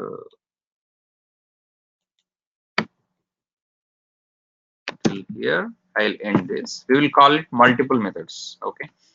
So because mailing information is another one, so simply I will go for, okay, I'll just maximize this. Okay, this is one function. In the registration page, I'm bifurcating into multiple. Or is it okay, or should we put it in single function? It's up to you guys. Just whichever is simple for you. Should we go for single function or multiple functions in the registration page? Single function? Multiple function we don't need, because we have to enter anyway all the details. So we will go whenever is needed, we will bifurcate the single page. So this time we will go with the multiple. However, the contact information is one part of it, so I'll again change this to, But what about the drop down? Don't you need multiple function when we do drop down? no need. This is taken care. Don't worry about the drop down here. In the drop down, what I've done is inside I have coded already. So this is part of it. Okay, this whole thing is part of registration. So let's go for that. Okay, all I have done is I just renamed this as registration so that I can rename in the test case also. So basically what I mean to say is I'm registering at a one go in single function. Don't worry, bifurcation actually leads to confusion. So for now, you should be okay with this one. So this is the function I created in the register class called registration, which takes driver as parameter. And I have defined all the elements operations in a single go. Okay, because there are only bunch like 10 or 15. And I'm calling this in the test case. So test case looks neat, correct?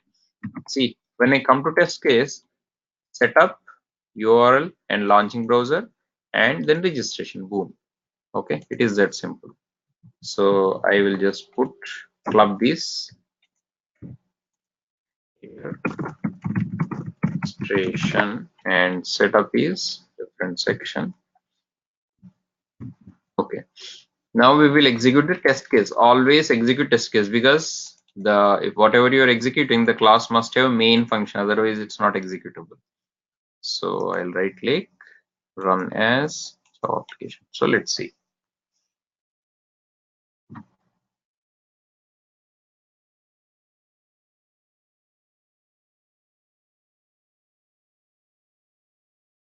Okay, so now done. Register done, and it says finally, dear John Doe, thank you for registering. You may now sign in using username. Okay, your username is also displayed, whatever. Okay, now using the user one password 123, we can sign in. That is next class. Next step. Okay, now is there anything that we need to do as part of registration itself? Think about testing qual STLC that I told you in software testing lifecycle. Is there anything that is still pending in the registration, or are we done?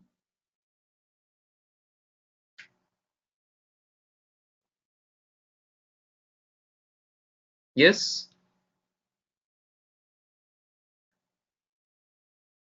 Validation, right? Validation is not done. I have registered, but what is the guarantee that it is registered? I'm not going for database right now, so all I'm going for the front end. So I have to just capture this in the next page. Is this content, dear John Doe, blah blah blah, your username is whatever I entered is correctly displaying or not? For example, what if I entered user 2 in my registration and it is entering, it is displaying user 3 here? So is it correct? Is the test case pass or fail? Do I have to determine that or not? It Yes, will right. fail. Yeah, validation is the main purpose. I mean, the test case says after registration, last step is validate that the registration confirmation page shows your username is blah blah blah, whatever you have entered, not the other one. So expected result is the same user name should be displayed after username is one, correct? Expected actual result is while executing, I'll provide the same. Yes, actual username is displayed and test script is passed. So automation wise also I have to take care of that, right? So the registration actually should have it, so it is not completed. So the final part is confirmation, right? The registration confirmation page. So here you're not operating upon any object, there are none. All you're doing is capturing some text and validating them, like the same thing we have done here. We captured the get title, remember, and we have compared expected page title with actual page title. If expected page title equals actual page title, pass, otherwise fail, right? So that is the important part of any test case. So how can we miss that? So let's do that. Okay, confirmation. Now same thing, don't worry.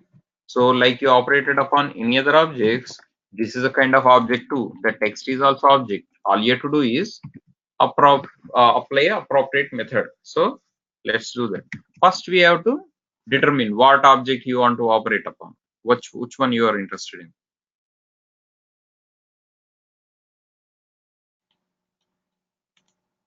I want to make sure it says, okay, don't worry, I don't want to complicate things. I can also go for the first name and last name, whether dear first name last name is correctly displayed as per my previous entry or not. That is all okay.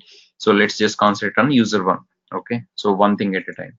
Okay, now I will go to user one.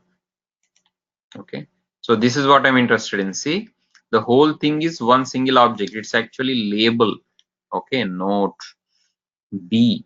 Okay, B for bold or something, or header, part of header. So P is for paragraph actually. That whole thing is paragraph. Dot dot dot is inside text. If we expand this, all these things will be displayed here. Dot dot dot. Okay. So now I am interested in this guy, and I just need to make sure this guy has a user one or not. Okay. Now how do you write XPath for this one? Simple. Go write XPath for this one. What is the type? Note. Note is the inside text, right? The whole thing is a text. It's a value. Oh, right. It's I don't know. Font is the parent, right? Font. Right. Okay. So now again it's just look for the object element type. So font, yes. Okay, let me just increase this. Oh, what is this? Oops, again Control Shift try. Okay, so don't worry, it is displayed on the side. You can display it on down here, dock it down. So this is separate window, dock to left, dock to bottom, dock to right. So dock to bottom. Okay, I'll come down. So I'll just highlight it again. Whole thing is one thing. Okay, now Control F. Okay, there you go. So if you look at this, what is its type? Its type is actually B, but I have to mention its parent also. So let's start simply. Okay, B. There are many B's. B means bold. So this is in bold. This is in bold, right? Remaining are not in bold. So I have to again. It always switches to first instance of what you typed. B. What is the first instance of B? It goes to that one. So it's a little bit going back and forth thing. Okay, now I'm back. Okay, now should I go for contains or should I go for whole? The Contains, contains is better one. So just brackets, add. at the rate. What is it? What you see Font. inside? What you see inside Can is you do actually text, right? So X? text, and its value I can say note. Okay, so note colon. Let's see if it actually, yes. So that is perfect. So this doesn't have any property. Okay, so I cannot go for at the rate anything, because what you see directly is text. I told you, right? If it doesn't have any property, by default it is text. So that's why I went for text, bracket open, bracket close. Okay, Inside is always text. If I want to go for this one, this is face. Face is a property name. Arial, Helvetica, sans serif, that is a property value. Size is a property name. If it doesn't have any one, it's by default property is text. So just take it for granted. Okay. And its partial name is partial value is note. Okay. So I can take this because it is one match and it is properly matching. Okay. Now where should I put this actually? Again, I have to put in a appropriate location, which is registration. Basically, it's still we are in registration page, confirmation page, right? So I'll finally put this as a public static final string. And what would I call this? It's a text, not text box. Text. I can say label or just text. Text will be fine too. It's just up to you. You can continue it whichever you want. Okay. So what can I call that? Text underscore note, and I'll put this. So this is very important. So please pay attention. Validation is important part of test case. So this is a final page, which is a confirmation. Okay. Now I'll be back to the registration page. Now I have to operate on this, right? Driver dot find element by dot XPath. And what is the XPath? Registration dot text, and there you go, note. Yeah. So now I have it. Now what operation I have to perform? Is it a click or is it a send text? What? Tell me. What is the appropriate operation? This one. Like the appropriate operation that this one, Google example, we have taken this, correct? The title of the page. Likewise, there is a method called get text. See, simply returns me text. I want the text, correct? This text I want for validation purpose. So I have to get text. That's all I Are those need. all validation get text? I mean, the ones that were on the list. Okay, so now let's do it again. Dot. Now what are the available options? It's showing. Now get text. Okay, it is returning me a string. Okay, web element is its type and it is returning me a string. Okay, now I am simply going for get text. Okay, now this whole thing is going to return me string. Remember, not a web element. This part will return me web element. On the web element, I am applying getX, like two-step process. I made it as one-step process. Driver dot find element by XPath. With this XPath, okay, returns me web element. On this particular web element of text type, I am applying getText, which basically, see, hovering over it, it tells me getText return type is string. So what I have to do? I have to store this value in my string, correct? What is this? Actual note. Okay, that's actual note. You understand? Same thing we have done before also. Okay, so this is returning a string. When it is we have seen in Java examples, right? When the return type of a function is string, I have to store this in a string. Clear? We have done this before somewhere here. I don't know exactly.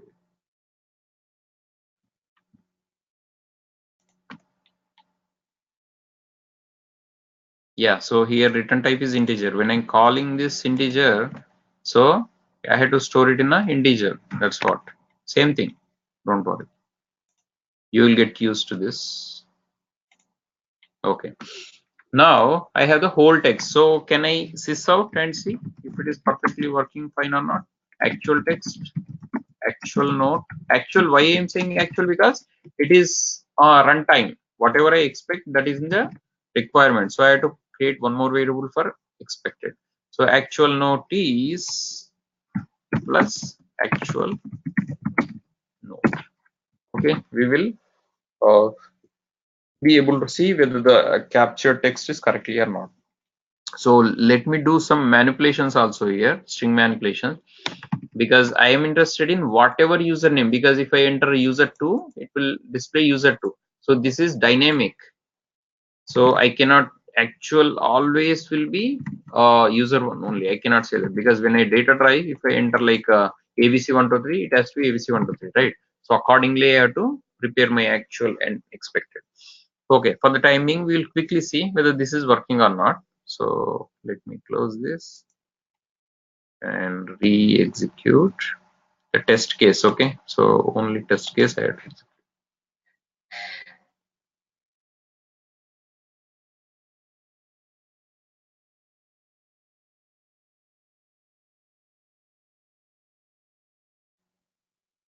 Okay, now done. I'm closing this because it's I didn't mention driver.close yet. So your username is user1, right? That is perfectly. Actual node is this whole thing. Actual node is this one. So perfectly captured. Now I want to validate. All right, I want to validate only user1 or not. Okay, so user1 is correctly coming on. So for that, user1 is displayed or not. So actual node, I'll extract it from user1. Okay.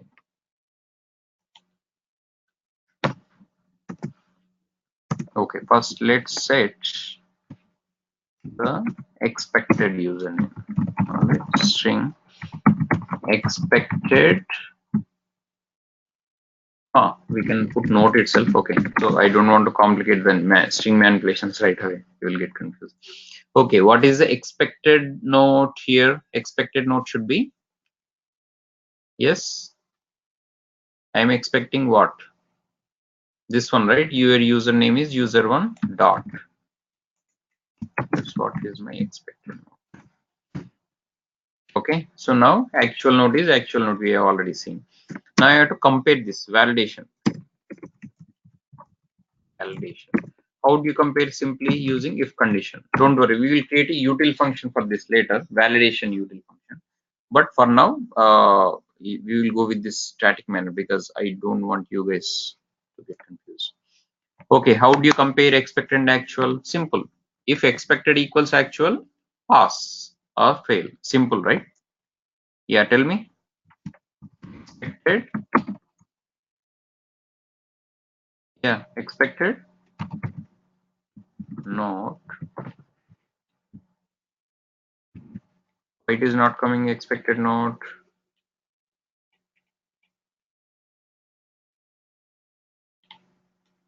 You have to create a local variable because it's not.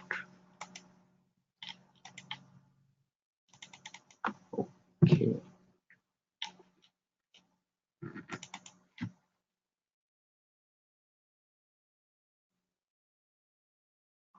So if expected page title, yeah, should be able to call here. Or I'm thinking, should I put it in a test case? Registration function should not have it actually validation, but we can put it. What is appropriate location to put validation?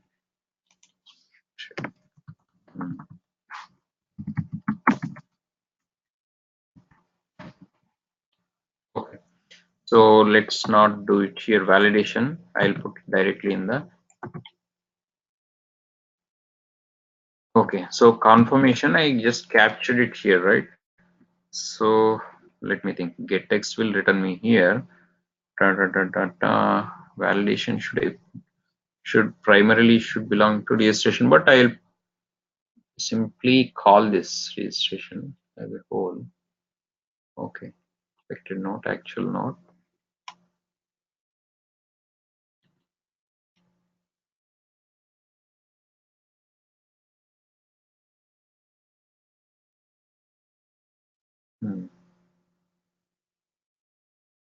Okay, so let's try to do this here only.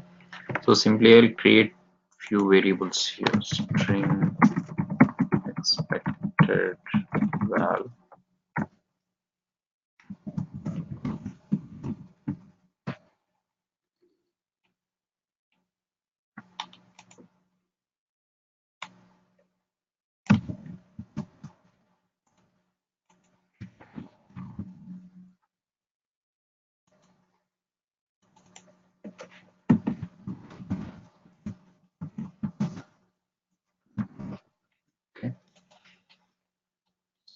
actual val. Okay, so this for display purpose, don't worry.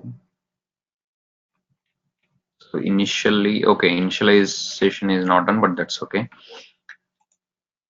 So simply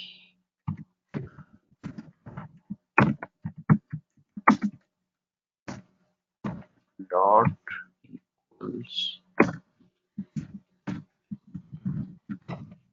actual val. So what is that try to state as? Is it a pass or fail? Pass. Out pass. Okay, so this is the simplest way of reporting, so don't worry, we will enhance it going forward. Okay, so I'll mention pass. Okay, so then pass what is the pass? You can say the user name is matching. Okay, you can say whatever you want to. Username is matching, so I'll simply bifurcate this again. Username plus what username? We will put there. So I'm just concatenating, right? Okay, so just check for these guys. The username plus what is this plus? Okay, so here I have to put the username actually. Okay, so user actual expected value is this one, that is fine. Okay, but I want to display the username from this one. Okay, so let's see how do you extract username from this actual value. Okay, so actual value is, or username, sorry, user one, whatever I'm entering. Okay, so I don't have to worry about this. So here I'm entering user here, correct? User, that is the username. So what I'll do is I'll make it come from the data pool later, but I'll simply create a string variable username.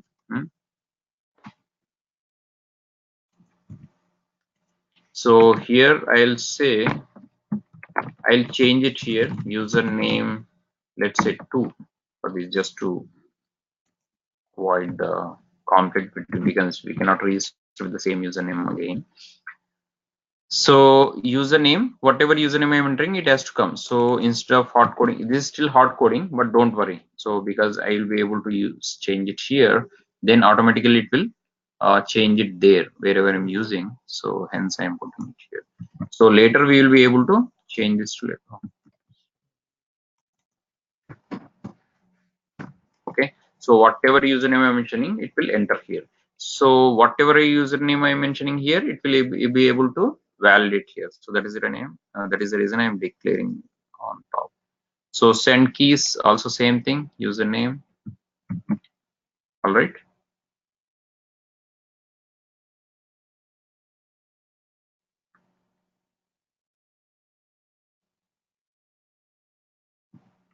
Oh, sorry, this username is send keys. Oh, wait a second. This has to be email, right? Email. We got confused because of email and username are having, I mean, reverse names in DOM. Okay, let me enter this user@domain.com. Okay, this is supposed to be email, don't be confused. So username is actually here. That's what I was wondering, why there are two places. Okay, so okay, so is matching, so I'll simply enter user. Okay, so if pass the username, so and so username is matching, that's what it will display. Username, I'll simply put this username is matching. Okay, space. Okay, perfect. If fail case, what should it display? Else case is a fail case. That means both are not equal. I'll simply repeat it and change it accordingly. So this would be fail. So the what is the expected and what is the actual I should be displaying correctly, otherwise I cannot debug further in case of failure.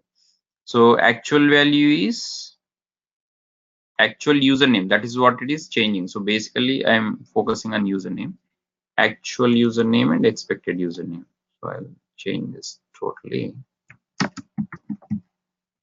Expected first, expected username is, what is the expected username is? Not matching. No. What is the expected username? User User name. name. Okay. Now I'm displaying. This is for displaying. Not matching, obviously, if is expected username. Failure, not matching. Okay. I can put it here. Okay. Now I'm putting parameterizing the actual dynamic values. Expected username is so and so. Then plus I'm taking the line break. All right. Then actual, because it I want to display a line by line. Actual username, and here actual name is whatever I get from the actual username. So I'll print actual username here. Okay, so actual username. Okay, this again will go inside this, so don't worry. Actual username is plus actual user. That's what I said, right? Expected user. Okay, actual user. Okay, let's call it. And I leave it, and the error is because I didn't declare the actual user, so I will declare. So pay attention. Actual value is this one, right? The whole thing, actual value. From that I have to extract the username only, because that's where I'm interested in, username only. Okay, so I'll declare actual user. Okay, so I'll simply leave it here and then come back here. Let's see what is the, okay, insert bracket, not matching. Okay, be careful about the ending quote and closing quote, so that has to match to fail, not matching. Plus we are concatenating these two. Okay, that's a string, and this is string variable, concatenate with another string and string variable. Okay, what is missing in is initialization of value, that's why it's failing. Okay, always initialize with null at least. Okay, now I was gonna extract this actual text. What is the actual text? The username. What it is displaying? Username is user1, right? So we have to extract this one, actual user, from this. Okay, now this is a string manipulation. So actual value as it dot, I have to take the substring, part of string. So user1 is a part of string. So let's take it, substring. Okay, substring has overloaded methods. So if you see, these are all overloaded. These are all built-in. Don't worry, we have not written this. We are trying to use them. Substring, two substrings. Substring that takes two arguments and one argument. Okay, the first one is substring with taking beginning index and end index. All right. And then second is beginning index only. What is it first one doing? It simply returns a string with the beginning index and ending index. Okay, that's all it will take. And second one is beginning index and ending index is not given, that means it will go all the way till end. So it will automatically take like this example. For example, unhappy, substring returns happy. Okay, so because I mentioned the 2, so 0 1 2, so starting index is h, and if I don't mention anything, it will go all the way till end. Happy is the return value. So if this is a string Harbinson and substring of 3, so it will start from third. Always the index starts from 0. So 0 1 2 3. Okay, bison is the value that will be returned if you mention. Okay, so that is for second overloaded method, beginning index only. So if you go for this one, both starting and ending, I'm mentioning what part of the string I want. Okay, if hamburger is my string, I want substring starting from 4th to 8th character. Now let's see. 0, 1, 2, 3, 4. Fourth one is U, right? 4, 5, 6, 7, 8. Arger. Okay. So Arger is should be the return value, but it stopped from stopped till Arj only because till 8th excluding 8th. So always 0, 1, 2, 3, 4. Okay, Arj before 8th only. So 4, 5, 6, 7. So only this part will be returned. So we have to just keep those things in mind. Another example is miles. Substring 1 starting from 1 till 5. Let's see. 0 is the starting, 1. Okay, so our starting index is M, starting character. 2, 3, 4. Okay, excluding the last letter.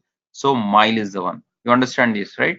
Okay, beginning index and exclusive. Okay, end index is exclusive. Beginning is inclusive though. Starting from 0, you have to understand. Okay, if it is not matching anywhere, it will throw this index out of bounds exception. So be careful or put a try catch. Okay, now let's do this. This is the whole string. Out of this string, what I want? User one only. Okay, so now let's go for which method? Beginning and ending, because I don't want to take the dot at the end. Okay, now go for this. What is the beginning index? I mean, I am going for this because I think your username is always there, always will be there. Developer will not change. Otherwise, we have to go for different approach. Don't worry, regular expression. So that is later. Don't get confused with that. Okay, now just tell me the beginning index for user one. Anybody count and tell me the number. That's all I need to enter the number here. 0. No. User one's beginning index. 0 is the beginning index. That is right. But what is the user one? That's what I have to extract, right? The substring. 17.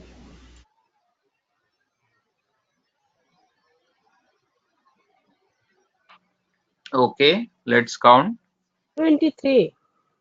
Okay, 7. Hold on to that. 23. One said 23, one said 17. Okay. 0. I told you 0 is the beginning index. Okay.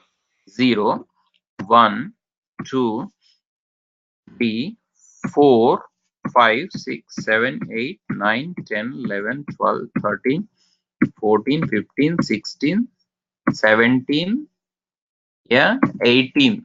18 is the, so somebody did not start with 0, they start with 1. 17 is almost right, but 18 is this beginning index. Okay, what is the ending? I cannot go for the other method which doesn't specify ending index because dot should be excluded. Okay, what is the ending index? I have to take that is exclusive. Remember, that's what we use. I'll show you again. Okay, beginning index is 18. What is the ending index? I want 23. user one only. Till 23. here only. So 18, 19, 20, 21, 22, 23. Right.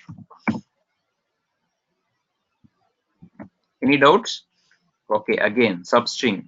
Okay, go for this example. Always hover over it and click in the inside it. It will show you the signature and example clearly. Okay, this substring will return me string. Take two arguments, integers. First is beginning index and ending index. Okay, the description is clearly written in case any. Okay, ending index always -1 because it is exclusive. So examples, hamburger, I want urge only. Okay, so if I want urge only, I have to take starting index 0, 1, 2, 3, 4. Okay, that's it, 4. And ending index is 0, 1, 2, 3, 4, 5, 6, 7, 8. Okay, I have to go to +1. Okay, so that ending index will always be -1. That's why I mentioned, it's mentioned that exclusive in the ending index. Always go 1 plus so that it will be excluded. Okay, now that's what exactly we have done here. Okay, we will see the debugging. So are we able to do it correctly or not? So this will be actual, not node, user name, whatever I mentioned, only username plus that will be actual user. Yeah, So this I will put it after the note because note is the first one, then we are extracting, right? Okay, so I'll complete the coding and then we will debug at one stage. All right, so actual username is username and the expected username is here. Already I have given username. Username 2 is I am entering. So in case of failure, it will show. So we will see both pass example and failure example. We will deliberately change something and see the coding example. So I'll enter here 24 and see and show you the failure scenario also. Okay. So if it is pass, it will compare both value. Username is matching so and so. So expected value I have compared to. So let me compare actual username also, so that's where I am interested in, right? So this is the user. What is it? User. Oh, oops. Okay, so this has to be outside. User name. Okay, only username I'm concentrating on. So this is the actual user only. Okay, so if pass the username is, oh, I am already putting note, right? Okay, let's take note here instead of that the note, because first one is note, then second one is user. Okay, so this is the actual value, right? Is there a confusion of names here? All right, actual note, actual value, expected note I did not put, so let me just put actual only. I don't need this whole thing. Actual value. Okay, don't worry. So there is a different naming convention I put. So I'll change in a minute. So I'll username, I'll call it expected username so that you will easily identify this. So how do I do that? I have to refactor, rename. Simply I will add expected username. All right, just enter, it will change all this. Now expected username is entered everywhere and expected username is compared. So first validation I am doing on the note. This is the note validation and this is a username validation. Okay. Okay. So actual value also I am going to change it to expected note. Okay. So I mean actual note. So I can simply refactor. So I'll call it actual value instead. I'll call actual note so that it will be easy.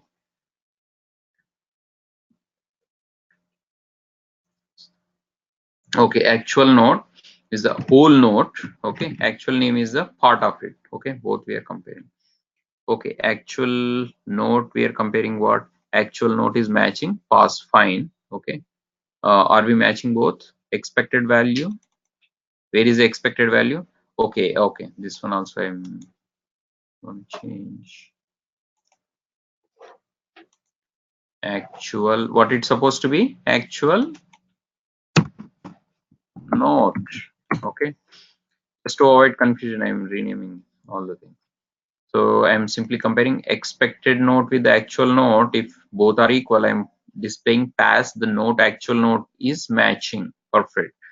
If both are not matching, I'm displaying not matching actual note. Okay. So username has to be note. Okay. Just to avoid the complex string, I'm just putting actual. However, I'm dealing with the both actual and expected in the username validation. Okay. Username validation deals with expected username will be compared with actual username. Actual username, let's call it, or do you want to just call expected user? Okay, so let's call it expected user. So this will be okay, let's call actual username then. Okay, so actual username is compared with actual expected username, and if both are same, the username expected username is matching. Perfect. Else fail, not matching. What not matching? Expected username. Expected username is not matching with actual username. Actual username. Perfect. Okay. Now everything is ready to go. So let's execute. Execute what?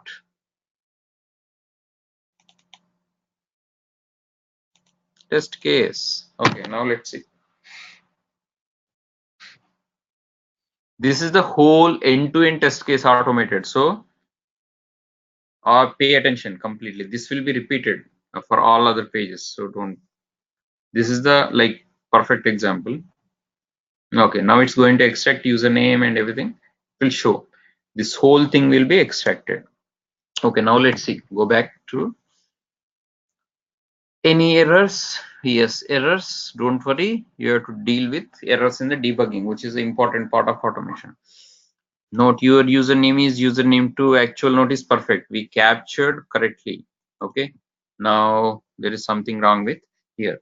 Always click on the last link in the exception. Okay.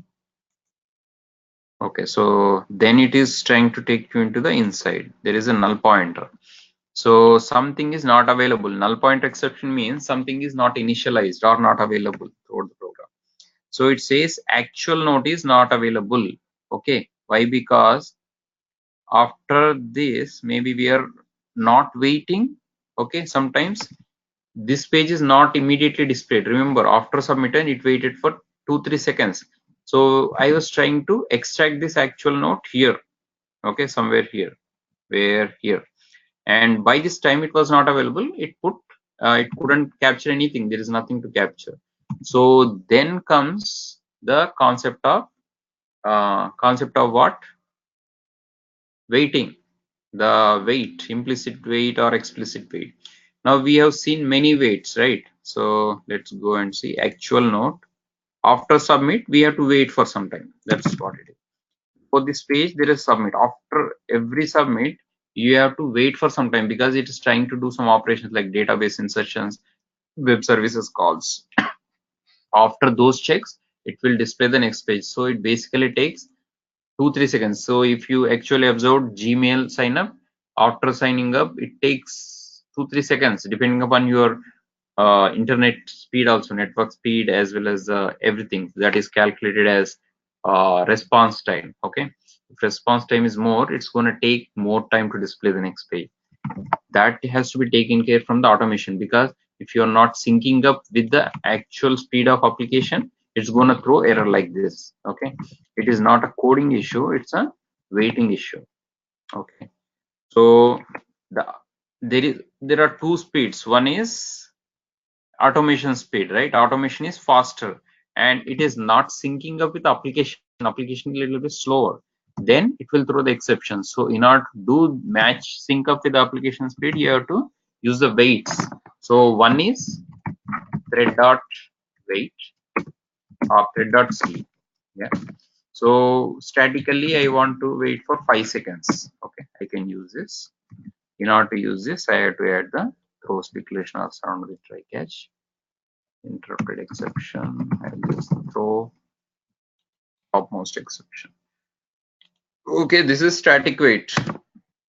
Implicit wait is another one. Okay, so dynamic wait we'll show later. Implicit wait is the most widely used, which is driver based. Driver dot manage dot wait. Okay, I can also wait.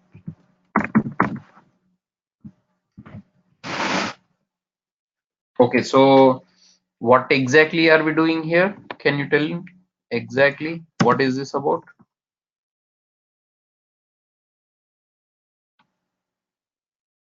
Anyone?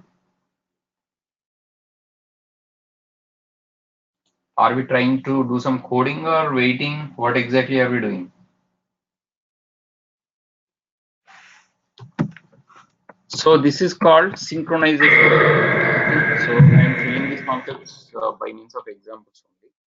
Synchronization is required if you want to wait for some time. Okay, so I'll write the note here and put it in the same, or I'll directly write the notes here.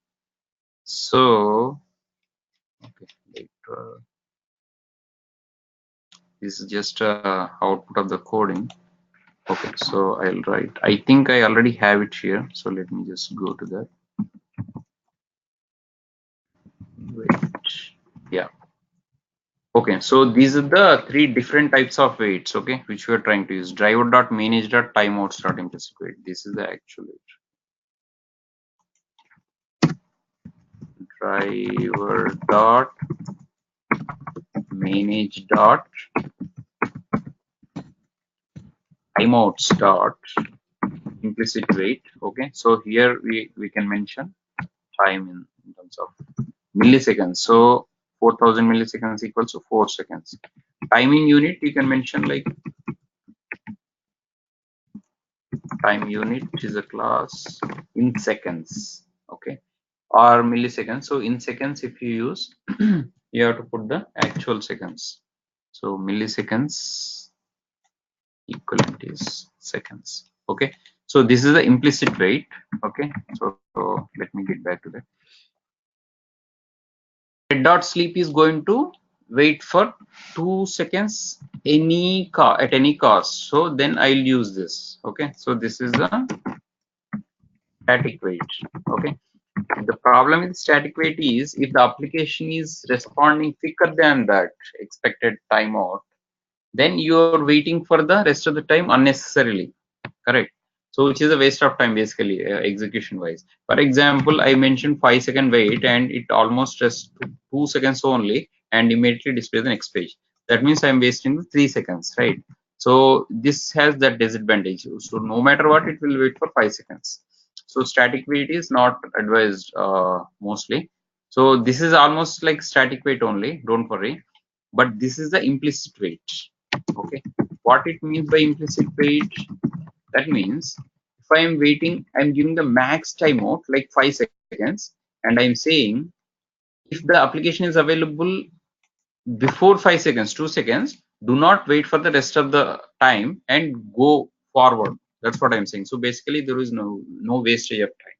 So even if I mention like 10 seconds here, if the application is able to respond in 5 seconds, it will move forward like whatever we're doing after this. So that is most recommended. Dynamic wait is based on condition. So I'm expecting something here after some time, like pop up or something. Then I can go for the dynamic wait. So implicit wait is driver.manage.timeouts.implicitly wait 10 seconds. Timeout time unit in seconds or milliseconds. You can mention in minutes, days, whatever. So most widely used is seconds. So this will wait for the max timeout 10 seconds. Okay. So wait until the page is loaded and continue. Even if 5 seconds it is displayed, you continue. So don't wait for that 5 more seconds. Whereas dynamic wait is this one. So this is static wait. And this is implicit wait. And this is dynamic wait. Okay. Dynamic wait, like I told you, if I am expecting something to happen conditionally, then I want to wait until that condition is satisfied. Wait. After the condition is satisfied, do not wait. Proceed further. That's what I'm telling the driver. So WebDriver wait is the class, and WebDriver wait is the instance. I'll create an instance of WebDriver wait, mentioning the max time of 10 seconds, and wait web wait until, okay, using this web wait, there is a function called until it takes the condition, expected conditions dot like visibility of element. Mostly I want to see some element in there, like something including the text. So for this, implicit wait is sufficient, but I want to see something, some pop-up or some other image or something. Until that wait, visibility of element is located. Again, you have to provide the XPath of that element which you want to see here, like this or that. Okay. So until that you wait. That's what it is giving instructions to, like explicitly wait until some condition is satisfied. So for the time being, we can use the implicit wait. Okay. So I'll simply take this portion and put it on top. We haven't reached till the alerts and pops iframes yet, so I'll just take this, cut this, and put it here. Yeah, so we are here. Okay, conceptually, okay, I'll try to put before the examples. Yeah, okay. So since it's a example project, okay. So what we are trying to do here is implicit wait. Okay, I showed you example of this and this. Okay, if we have to use a dynamic wait, I'll simply pick this up. Don't worry about remembering. So you can basically copy paste and customize accordingly. Even I don't remember this.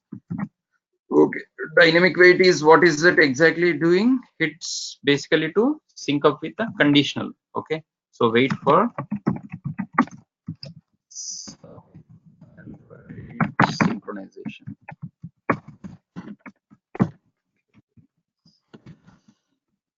Synchronization is to wait for the application to respond in sync with automation code execution. Okay, so the conceptually you have to understand. So this is a concept. Don't worry if you don't understand the concept. That's why I'm explaining in terms of the example. Okay, so 3 examples. These are all imported classes. Okay, do not worry. This is a static wait, and this is a static wait too, and this is implicit wait. This is the explicit wait or dynamic wait. Okay, so 3 examples, and I am going to use only one thing at a time. So let's comment this out. This guy, comment this guy out. Okay, so I am using only one. So in case you need to use other one, just uncomment and you will be able to use. Most widely recommended usage is implicit wait. Okay. Okay, so what was the error? Error was anybody?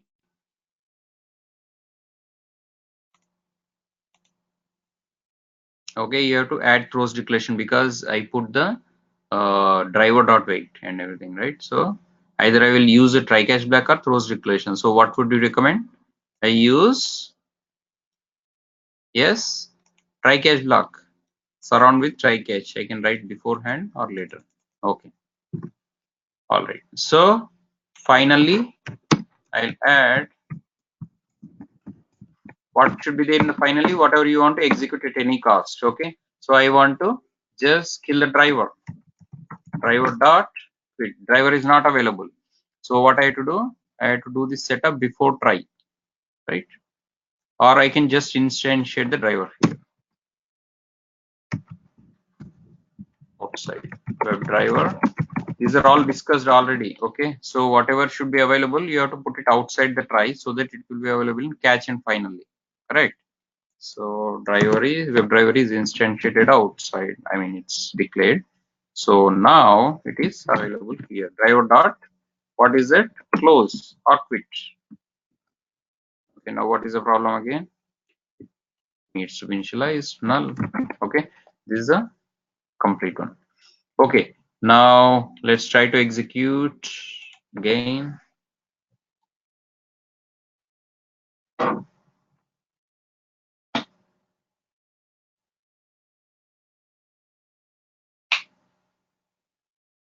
Okay, now if you observed, it waited, but still something is lacking. So let's see.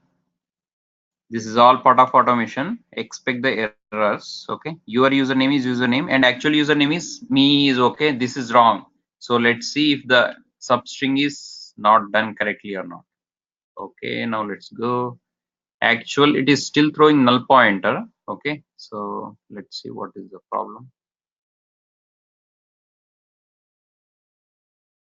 And the username, actual username is something else. Me is. Where is the actual username? Here.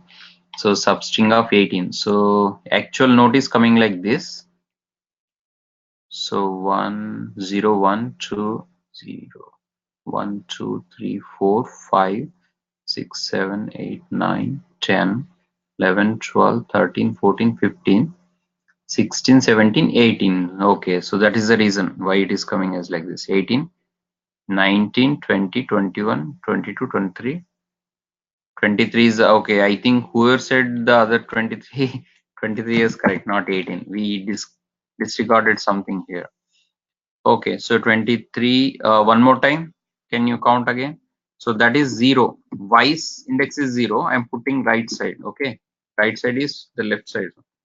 0, 1, 2, 3, 4, 5, 6, 7, 8, 9, 10, 11, 12, 13, 14, 15, 16, 17, 18. Now it is coming as 18, right? You need the space also counted, space, blank space, That's what and then I'm doing. include space, yeah, and then Oh, including 1 second. No, no, no, no. Wait, wait, wait. That string starts from here. Note username, right? That's what we have discarded. This whole thing is the whole text. So we are starting from here. We have to start from here. So that is a confusion. Actual note is from here. Okay, that is the way. 0, 1, 2, 3, 4, 5, 6, 7, 8, 9, 10, 11, 12, 13, 14, 15, 16, 17, 18, 19, 20, 21, 22, 23, 24th is the first one. Okay, including spaces, like you said. 24th is the starting index, and ending index is, let's see, 24, 25, 26, 27, 28, 29, 30, 31, 32 excluding. So that is why it was wrong. It is correct. Okay, save it.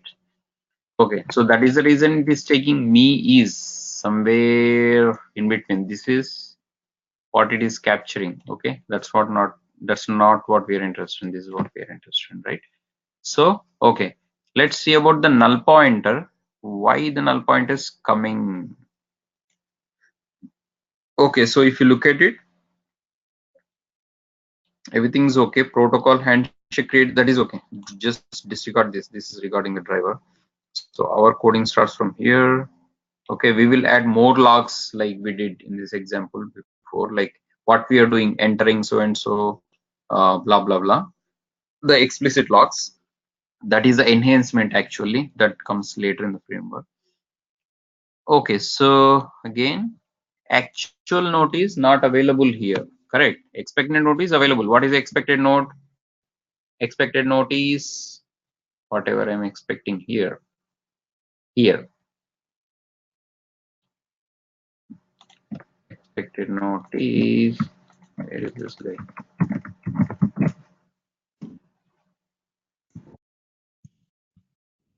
Oh, okay. Expected note is not available yet. Where is the expected note? You know what? This is not renewed. Expected value should be expected note. Okay. Expected note done. Okay, that may be the reason why it is showing null pointer, because it is expected value, not expected note. Expected note is simply declared. Neither, I mean, it is neither initialized nor. So that is why it is a good idea to initialize always null, or you can just simply put always initialize, so that it won't throw null pointer. If we had initialized, even though this was wrong, the wrong variable name, it would have thrown the assertion error, not null pointer. Okay, so looks okay. Just check one more time. Expected note is, I have to put expect this from the requirement, right? Then actual note I am capturing from runtime, and both are available, and expected username is there already initialized because that's what I'm entering, and actual username is taking the substring out of actual node. So everything is available right now. So do it again. This time I'm not expecting any null pointer exceptions.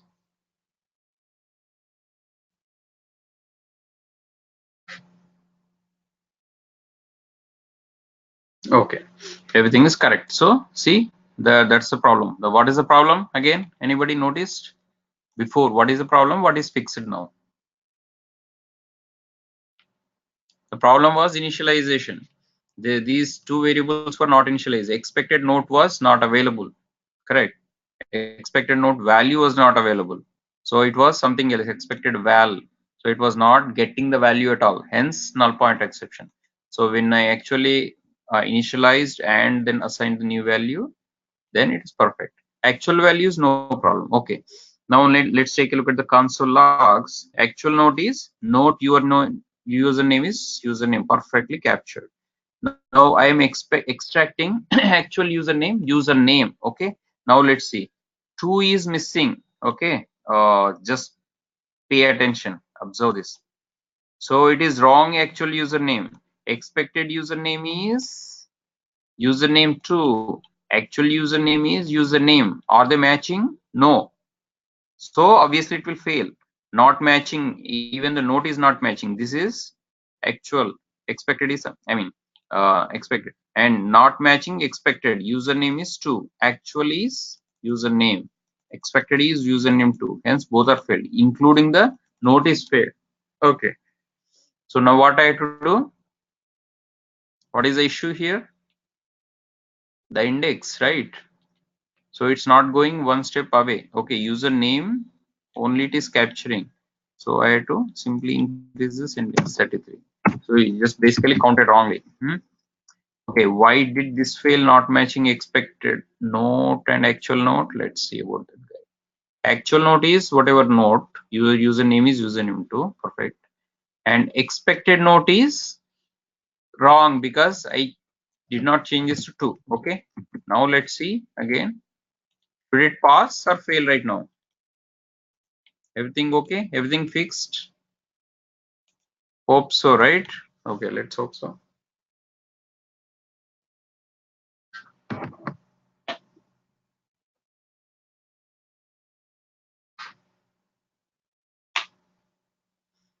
Okay, so how many steps passed? How many steps failed? Look at the logs.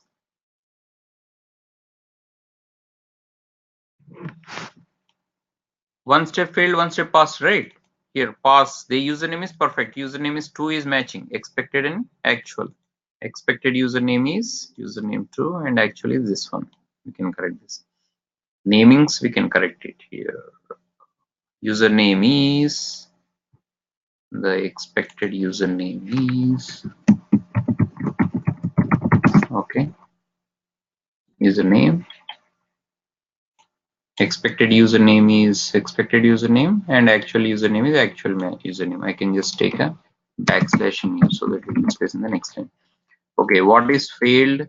The whole string is not matching. Okay, so our coding is wrong actually. Not matching actual value. Note your username is username 2. That is a actual note. So what is the expected note? Expected note is not proper. So just check your requirement. What is missing? Anyone? This note is missing, right? That's what we talked about. The whole thing is a expected note, including the note itself. So now let's run again. Here, are you paying attention or are you just not responding? We are paying attention. Okay, pay attention. That's all I need. Okay, even if you don't respond, just pay attention. Okay, now still fail. Okay, this is a until it passes, you have to fix it. Otherwise, it will fail unnecessarily. This is not a application failure. This is your automation failure. Okay, what it is, not matching. Okay, let's correct these guys. Not matching, then backslash n, next line. Actual note is note, username is username 2. Okay, now expected also I'll put because otherwise I cannot possibly determine what is this. Okay, now expected note colon plus expected note. Okay, now I'll simply take backslash n so that it displays in the next line. This will be for our understanding purpose. All right, now let's run again. Don't worry, you have to do this like 100 times sometimes, so this is easier. 10 times will be okay. So it okay, now we can take a look at clearly. Actual note is username 2. Actual username is this to fail, not matching what? Expected note is note colon your username is user2. Okay. Actual note is your username is username 2. See the difference? What is missing here? What is not matching? Clearly, I am putting username 2 here and I'm expecting wrongly user2 here. Obviously, it won't match, right? So I have to put this username 2 instead of user. Okay, is everything correct now? Difference is here. Expected node. Username 2. Okay, I'll take next line breaks correctly so that you can. Okay, backslash and here. Okay, now it will display in the next line. Now let's take this out and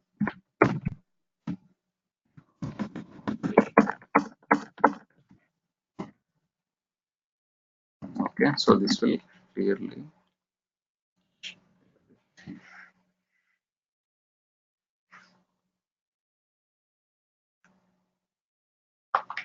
Okay, so let's hope this will pass because everything is fixed. Perfect. So everything pass. Actual note is this one, and expected note is matching. And let's just increase this guy. Expected username is username 2 is matching. So there is no failures. So everything passes. Okay, so the registration is passed so far completely. Registration is passed. Now after registration, I should do what? Sign on. Correct. That is the next step. So for that, what I have to do? I have to use the same thing. I can continue from the registration. Basically, I can click on the after registration. I should be clicking on the sign in link. There is sign in link provided there.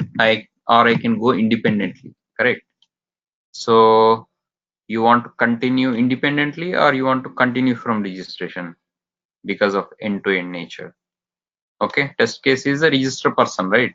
So that's all needed. It is registered already. So tell me, how do you want to do this? Let's take a different test case because my test case one is primarily focused on registration. So after registration, sign in. Okay, sign in and book a flight. That's later. Okay, we'll create one end-to-end test case later. One. So let's create one test case at a time. So I'll create new test case. Let's call it login or sign in and sign out. Okay, probably sign out is available. I don't know. So let me do one time manually. So user name 2, right? What is the password? What is the password we used? Does anything works? Okay, it doesn't. What is the password? I say Password 123. Yeah, password 123. So I'm just checking manually one time. Username 2, password 123. Okay. Back. It is not entering. So maybe something wrong. Or maybe it doesn't remember. Okay, so that's why every time you have to register. That's what I want to check.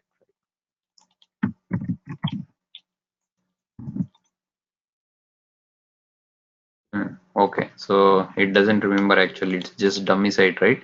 So we will try to register and back-to-back sign in. Okay, so registration, then sign in back-to-back. So registered person. Let's continue the same thing. Or okay, let's rename this guy. Registration, book a flight. Okay, so let's rename this registration and book a flight. So how would I rename this? Refactor, rename. So I'm just renaming appropriately test case name. Register and book flight. Okay, just for time being. Okay, so we will maintain the same test case. Don't worry. We will because everything at one place if it is one test case, so that it will be easier for you guys to. Okay, registration is done. Okay, then we'll continue with the sign on back to back. You know what I mean, because it doesn't remember. Sign in. So sign in needs what? Sign in needs sign in XPaths. Correct. Now again back to the same story. You need XPaths. So registration is done. Okay, so we will not close this. We will continue from sign in after registration immediately. So I'll put it here. I'll put a placeholder here. So sign in. Oh, okay. Fortunately, we have some. Okay, good, good. So we will sign in back to back. So test case number 1. I will run it again and code the page after the registration so that we can continue from sign in coding wise. And then we will stop for today and we will continue tomorrow. So that's at least. Okay. Now it is stopped right here. Now if you look at it after registration, I can directly sign in or sign off also, but I will sign in because I want to book the flights. I don't sign off. So this is one flow. Remember, one test case. There may be other test cases which might say after registration sign off and then sign back in from different page. That is a different test case. So we will go with the one flow, one test case. Okay, username 2 is matching, then sign in. Okay, sign in I have to code, right? So first I have to click the link sign in. So what I have to do? I have to capture its XPath. Okay, what is the XPath of this sign in guy? First of all, I have to find this. Okay, so this is the another XPath. Okay, now let's write the XPath. Okay, A, do it again. Okay, tell me the XPath. What I can go for? href. Href also I can go, but most I prefer the sign in as a text because href can be changed. Sometimes they can developer can change tomorrow. Mercury sign in instead of on sign in .php. So then my script will fail. So I am suspecting this might change. So sign in is visible, so I can easily change it tomorrow also. So let's go for which one? Text. Alternative text, remember. And what is it? Sign. It is sign off too. So you have to mention the complete thing. So be careful. Even though I'm mentioning contents, I'm putting whole thing, which is a good idea. So I have to mention this inside single quote. Bracket close, bracket close. Okay, one match, perfect. Copy this XPath and put it where? Where do you want to put this? Not here. In the page objects. Correct, that's where it belongs to. So sign in link, this is a okay. Now these should be public static final strings. Always remember the XPath should be public static final strings, so otherwise they cannot be appropriately accessed. So what is the string? Let's call it link underscore yeah sign in equals quote quote. Okay, okay, let's make all other variables public static final strings, otherwise it wouldn't work. That's what we made the mistake in the last class, remember? So always remember this. Okay, now where should I call this? The flow is created for register but not for sign in, so there should be flow too, right? So we have to create that one first. So page class, not the page object, page class. So let's call this sign in. Okay, now this is the empty class. So simply we will follow the same process for sign in. Okay, so registration. So register, we followed the same thing. Correct. We created a function called registration and pass the WebDriver, and we call that registration by passing the actual driver in the test case. Okay, we will create function public void. Okay, what do you want to call this function as? Let's call this sign in function. Okay, and we have to call pass WebDriver when we are calling, because the driver has to be maintained throughout. That is the reason. And import this WebDriver. Okay, now the actual coding starts. What is our coding? Same thing, driver dot find element by XPath blah blah blah. Where this XPath should come from? Sign in. From which sign in? Oh, both are same, right? Again, always avoid the naming confusion. That's what we have to. That's why we change it to register and registration. Okay, so let's call this sign in guy a little bit differently. Sign in, and that sign in. Okay, you want to change the name of this or that? Let's go inside. Sign on. Okay, the page name is sign on. So let's change this to sign on. Okay, always refactor. So refactor, rename. Alt Shift R is a shortcut. So let's do Alt Shift R, and this will be changed to sign on. Okay, class is sign on. Okay, enter. So there is a problem. So directly you can change the class name. That will be easier. Sign on. Now it is changing. Okay, so now here I can easily pass, right? Sign in. Okay, now it is pointing to pageObjects sign in, because XPath is in pageObjects, right? Now sign in dot link sign in. Yeah, and what is the operation? Dot. You have to tell quickly before me asking. That's okay, so after that I'll enter here, because this might take some time. I can use the implicit wait. Remember, driver dot, what is that? Driver dot manage dot timeouts dot implicitly wait. Okay, wait for how much time? You can wait for 5 seconds, and wait in terms of time unit dot. You can choose whichever you want to, or you want to wait for days, hours, microseconds, milliseconds, minutes, nanoseconds, seconds, and to wait for seconds. Okay, so this is a good idea. Wherever you suspect the page delay, just put this line. Okay, because I clicked on sign in, this might take some time, little bit time. 5 seconds is a max timeout, so it might take 1 second, 2 seconds, or 3 seconds. That doesn't matter. Okay, now actual operation on the username. So we have already captured these 3 exports readily. So tell me, how do I operate on those? Driver dot find element. You tell me. By dot speak out XPath. What is the XPath again? Sign in. Username. Yeah, exactly. What is the operation on the text box? Send keys. Right, send keys. And what you want to enter?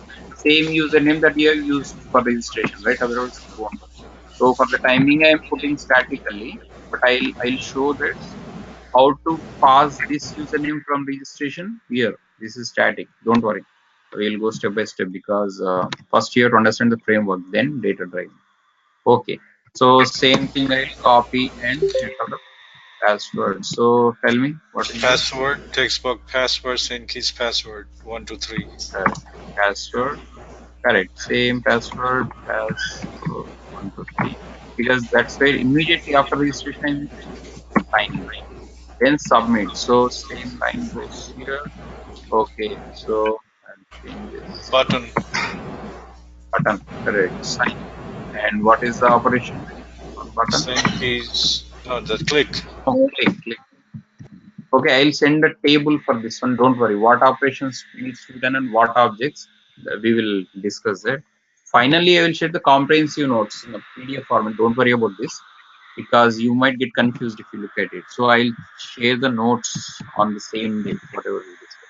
Okay. Now what we have to do after immediate after completing the coding for the page, we have to call this in the test case, then execute. Okay, now how can I call the sign on? I have to call this sign on dot sign in, whatever this is here, right?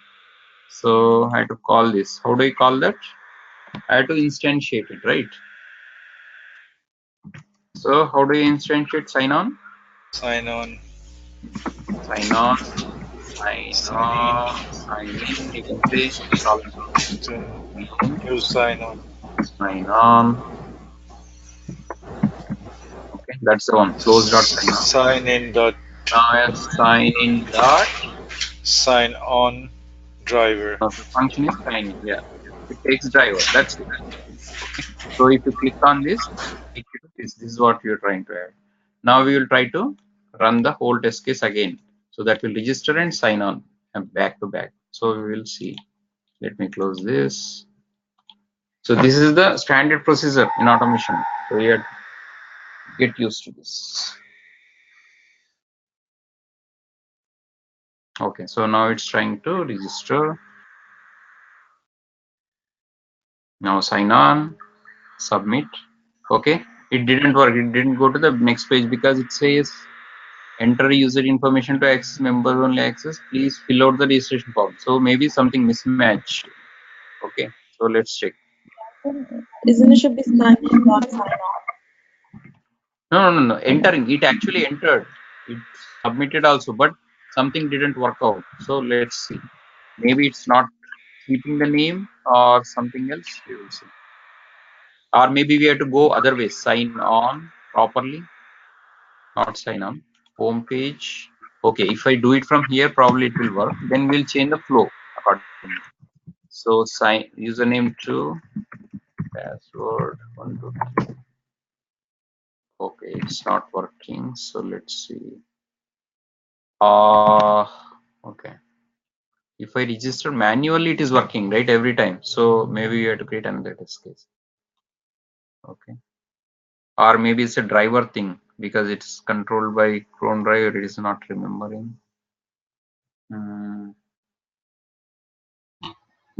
Okay. So let's use John to phone number, email, address 1 2 3. What is it? The email text field is contains the name username, I think. So No. That's okay. What you see is what you see. This is perfect username. It's just DOM property is different. That's fine. So let's say I'm trying to see if I enter manually and use the user information every time. This data is it by default. So let's use a proper username. So let's use username as automation and password is automation 123. Okay, so every time we are going to use the same thing. Okay, now I am submitting this manually just to use this every time. It's application problem, so we can't do anything. So we'll go with the application. 1 2 3 Main Street and let's use Street A, New York City.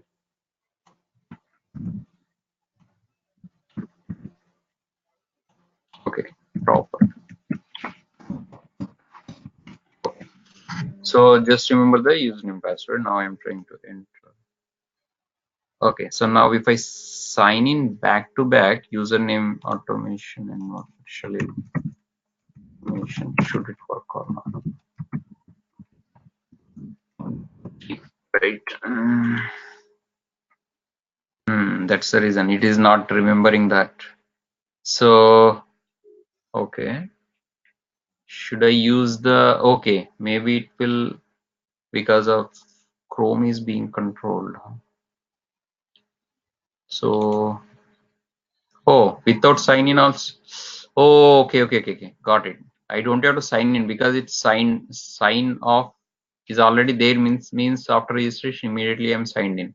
So let's change the flow. I can directly book the flights after registration. So sign in is not working. Okay, let me try to do this again manually, because you have to do it manually first time.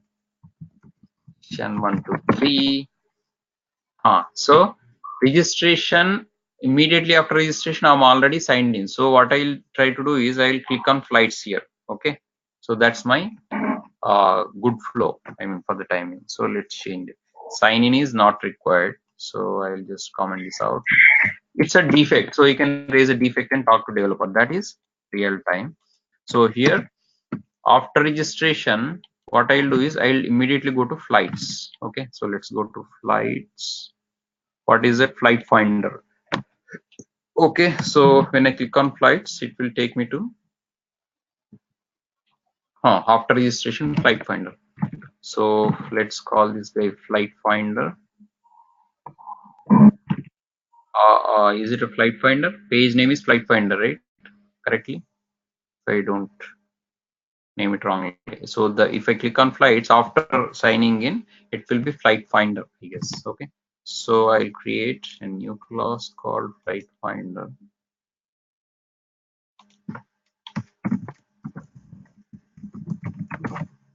Okay. And flight finder, we have to put the XPaths. So let's do this again in order to stop there. Run test case. Okay, we'll continue this tomorrow, but I'm just taking this to a comfortable position to continue tomorrow. Okay, so username true itself. Okay, after this I'll go to flight, because sign off is enabled. That means I am already signed in, so no need to sign in. Flights, yeah. So flight finder, perfect. So in the flight finder, okay, first of all I have to click on flights. So what I have to do? Same procedure, right? Inspect.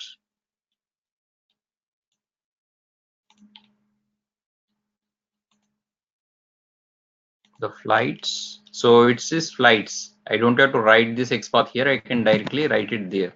Okay, because I'm already an expert in the XPaths. So flight finder will have it. So I'll simply go to one of these, registration. I'll copy one of these, flight finder, and put it in here. Okay, simply this is called flights. Okay, so without even writing it here, I can figure out, right? It's flights. Yeah, A contains text flights, so there is no need. I can directly go, or I can directly copy this guy. It's a text. So by basically what I'm trying to avoid, validation here, Control F, this whole thing, because it's already used. Okay, so it is valid. So I can directly go. That's the experience. Okay, flights is there. So one XPath is there. So I'll go to flight finder and create a method. This is a page level flow method, right? Oh, maybe not. It is object. Okay, I put wrongly. So this has to go to. Okay. Okay. So in order to avoid the confusion again, so let's call this guy flights. So same names cannot be used because package declaration is not coming properly. So let's use different names. So let's call flights. Okay. Now the flights, flight finder should have this. Okay. Okay. All right. So flights. What is this? Flight finder is the name. So let's call the function public void flight finder. This should take WebDriver as an argument. Okay. Now I will import this. Same story. What is that story? I have to operate on those, right? Driver dot find element by dot XPath. And where is XPath? Where is my XPath for flight finder? It is coming from flight finder pageObjects. Okay. Not flights, not flight confirmation, but flight finder. Okay. What is object name? Link dot flights. What dot click. You have to clear on what you want to do. That's all. If you're clear on what you want to do, you can easily do. I clicked on flights. That's what I did. Whole thing means I clicked on flights. Now I am in the second page. Now I can wait for some time because next page navigation might take some time. So I'll simply, mostly it will copy paste, but you understand what you're copying. So I know exactly what I'm doing here. Clicking on the flights takes some time, so I have to wait, then go to next page. Okay, then I want to book a round trip or one way. Okay, let's book one way. Okay, because I can change here radio button. So radio button is same thing as clicking, so no issues. Just point this one way, because I already round trip is by default click. So if I want to click show you radio button click, so I have to choose the other one. Can you Yeah, perform operation on this page in tomorrow class? sure. Yeah, Yes, please. fine. Yeah, that's what I'm thinking. Don't worry. Time, and this contains, what is it? See, there is a little bit different. This is a radio set, right? Radio set has two radio buttons. This whole thing is called radio button set. So radio button, just like drop down has multiple values, radio set has multiple values, in which I have to say take this to. So name is trip type. Okay. So this one is @name. Remember, always this is different XPath, this is different XPath. Both are going to have different XPath in terms of value. So name is trip type, but value is round trip for that one. Value is one way for this one. So you're gonna differentiate these by value, not by name, because name is same thing. So go for value. And since value may be different, you can mention multiple, correct? So I will go for name also, which is trip type, and I will also go for and. That way I can dig down to see when I type trip type mention two matches. That means there are two radio buttons with the same. So better to go with the complex. And I'll go for value. So that will be okay. So there is one match. So this XPath I can use for flight type, round trip or something. So that I can put on flights, not flights, sorry, flight finder here. Okay, so XPath I'm copying here, I'm copying this and taking this guy. Okay, taking this and putting in here. And what it should be called? One way flight. What is the type of object we are trying to operate upon? Radio. Because when you're calling, you'll call radio, right? Call radio underscore radio button, you can say. Don't worry. Radio button underscore. It's a type.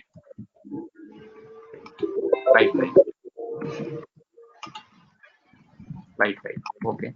So when I want to use this in flights, I will same thing regularly by XPath.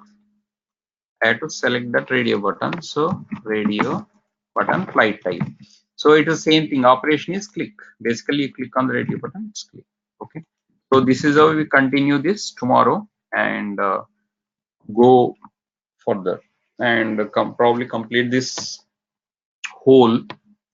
Because today most of the time was taken to the framework setup itself, setting up the WebDriver and coming from there. So this whole thing took time. So tomorrow we'll complete, and further there will be like next class. Next week next week probably there will not be any class because I'm going out. There will be What is about Thursday? Is it a new thing, Thursday?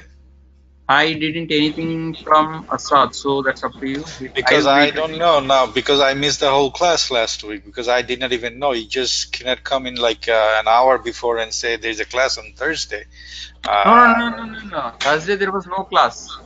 There was no class on Thursday. there was no class on Thursday. I thought there was a note There for was no Yeah, Thursday. class on Thursday. Don't worry. there was there was a class on Thursday, but not with Selenium. It's like more of manual testing and reviews. So Sangam Okay. wasn't Don't, teaching.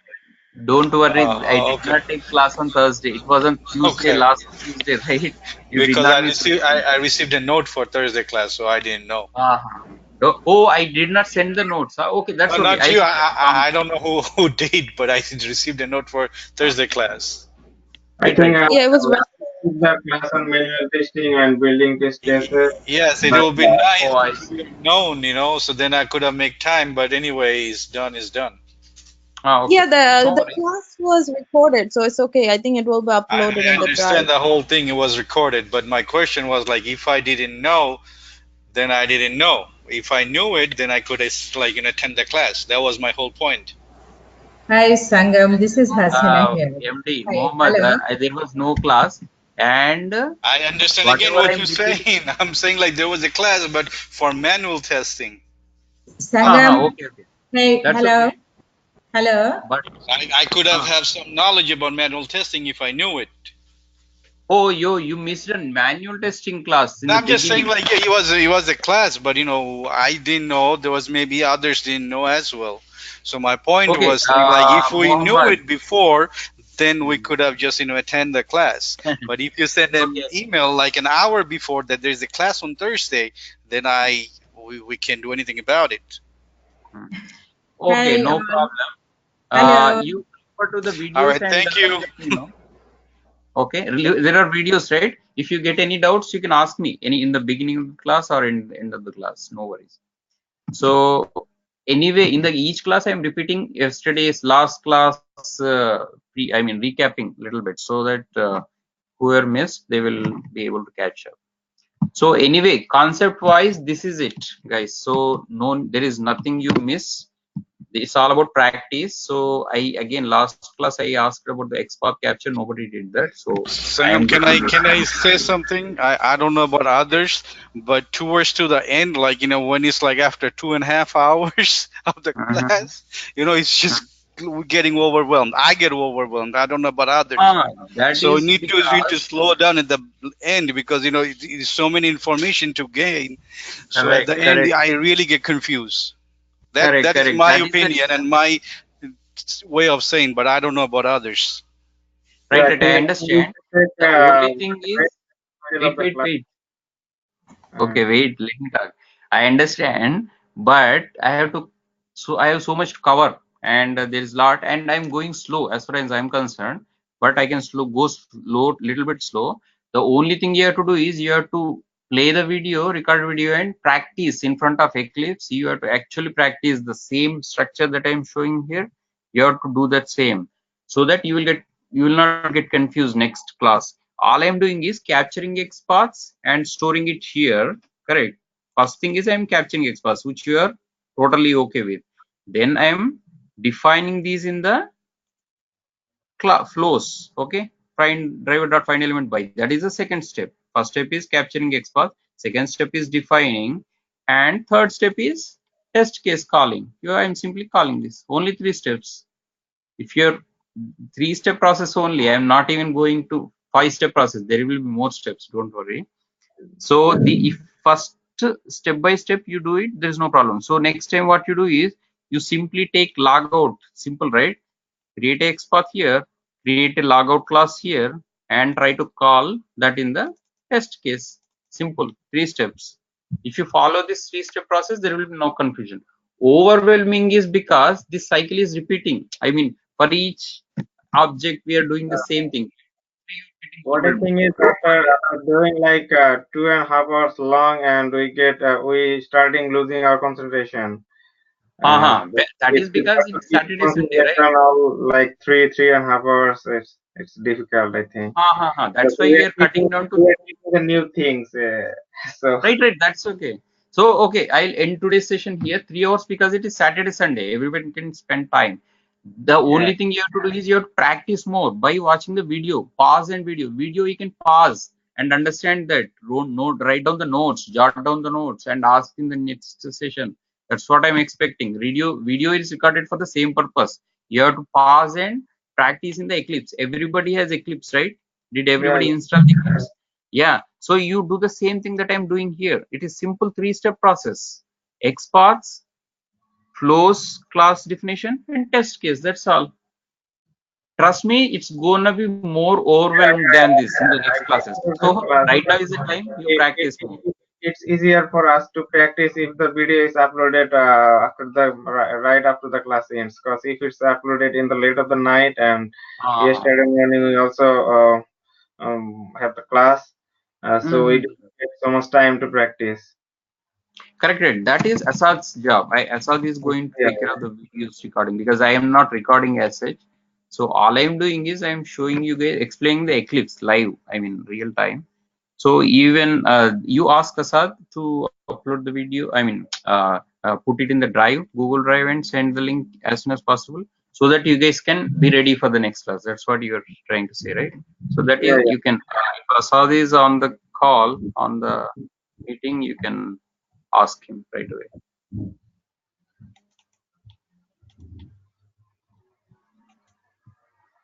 Okay, so I'm just mentioning this code right here so that whoever is following the. Can I ask one more question? Did you create any Git repository for this project? Say it again. What is it? Can you create a Git repository for this project so we can? Git repository, yeah, we'll come to the. I mean, next class because it's too early, right? Nothing is over yet. We are just debugging. So Git repository, I'll put the code. We can track our everyday's progress. That we can do. So, okay, next class tomorrow, what you do is you create your sign up for the GitHub. Okay, you have your own GitHub account. Then I'll send you the link. We will put this code in the GitHub. Okay, and live I will show you that also. And you can fork it. Okay, you can take that code. Fork it means you can take it and do the homework. You add more to it. Okay, so that will be easier. I think sharing the code, I can zip the whole project and send you in the email if you want for today. From tomorrow we'll follow the GitHub. If everybody is okay with that, we can follow the GitHub. Okay, so for the time being, I am putting the code as is in the notepad itself. It's so much confusing and like it's. Right. I understand. Notepad is cumbersome as far as the coding is concerned. But yeah, we will do that. That's a good idea. So we will do that tomorrow. Okay. So I'll share these notes today and zip this project. It's basically easy. I can zip it and send it as in. I'll put in my drive and send that link to you for the time being today.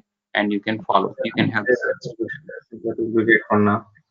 Okay, guys. That's all for today, and we will catch up tomorrow. All right. Thank you. Take care. Good night. Good day. Bye. Okay, thank you, Sangam. Yeah. Bye bye.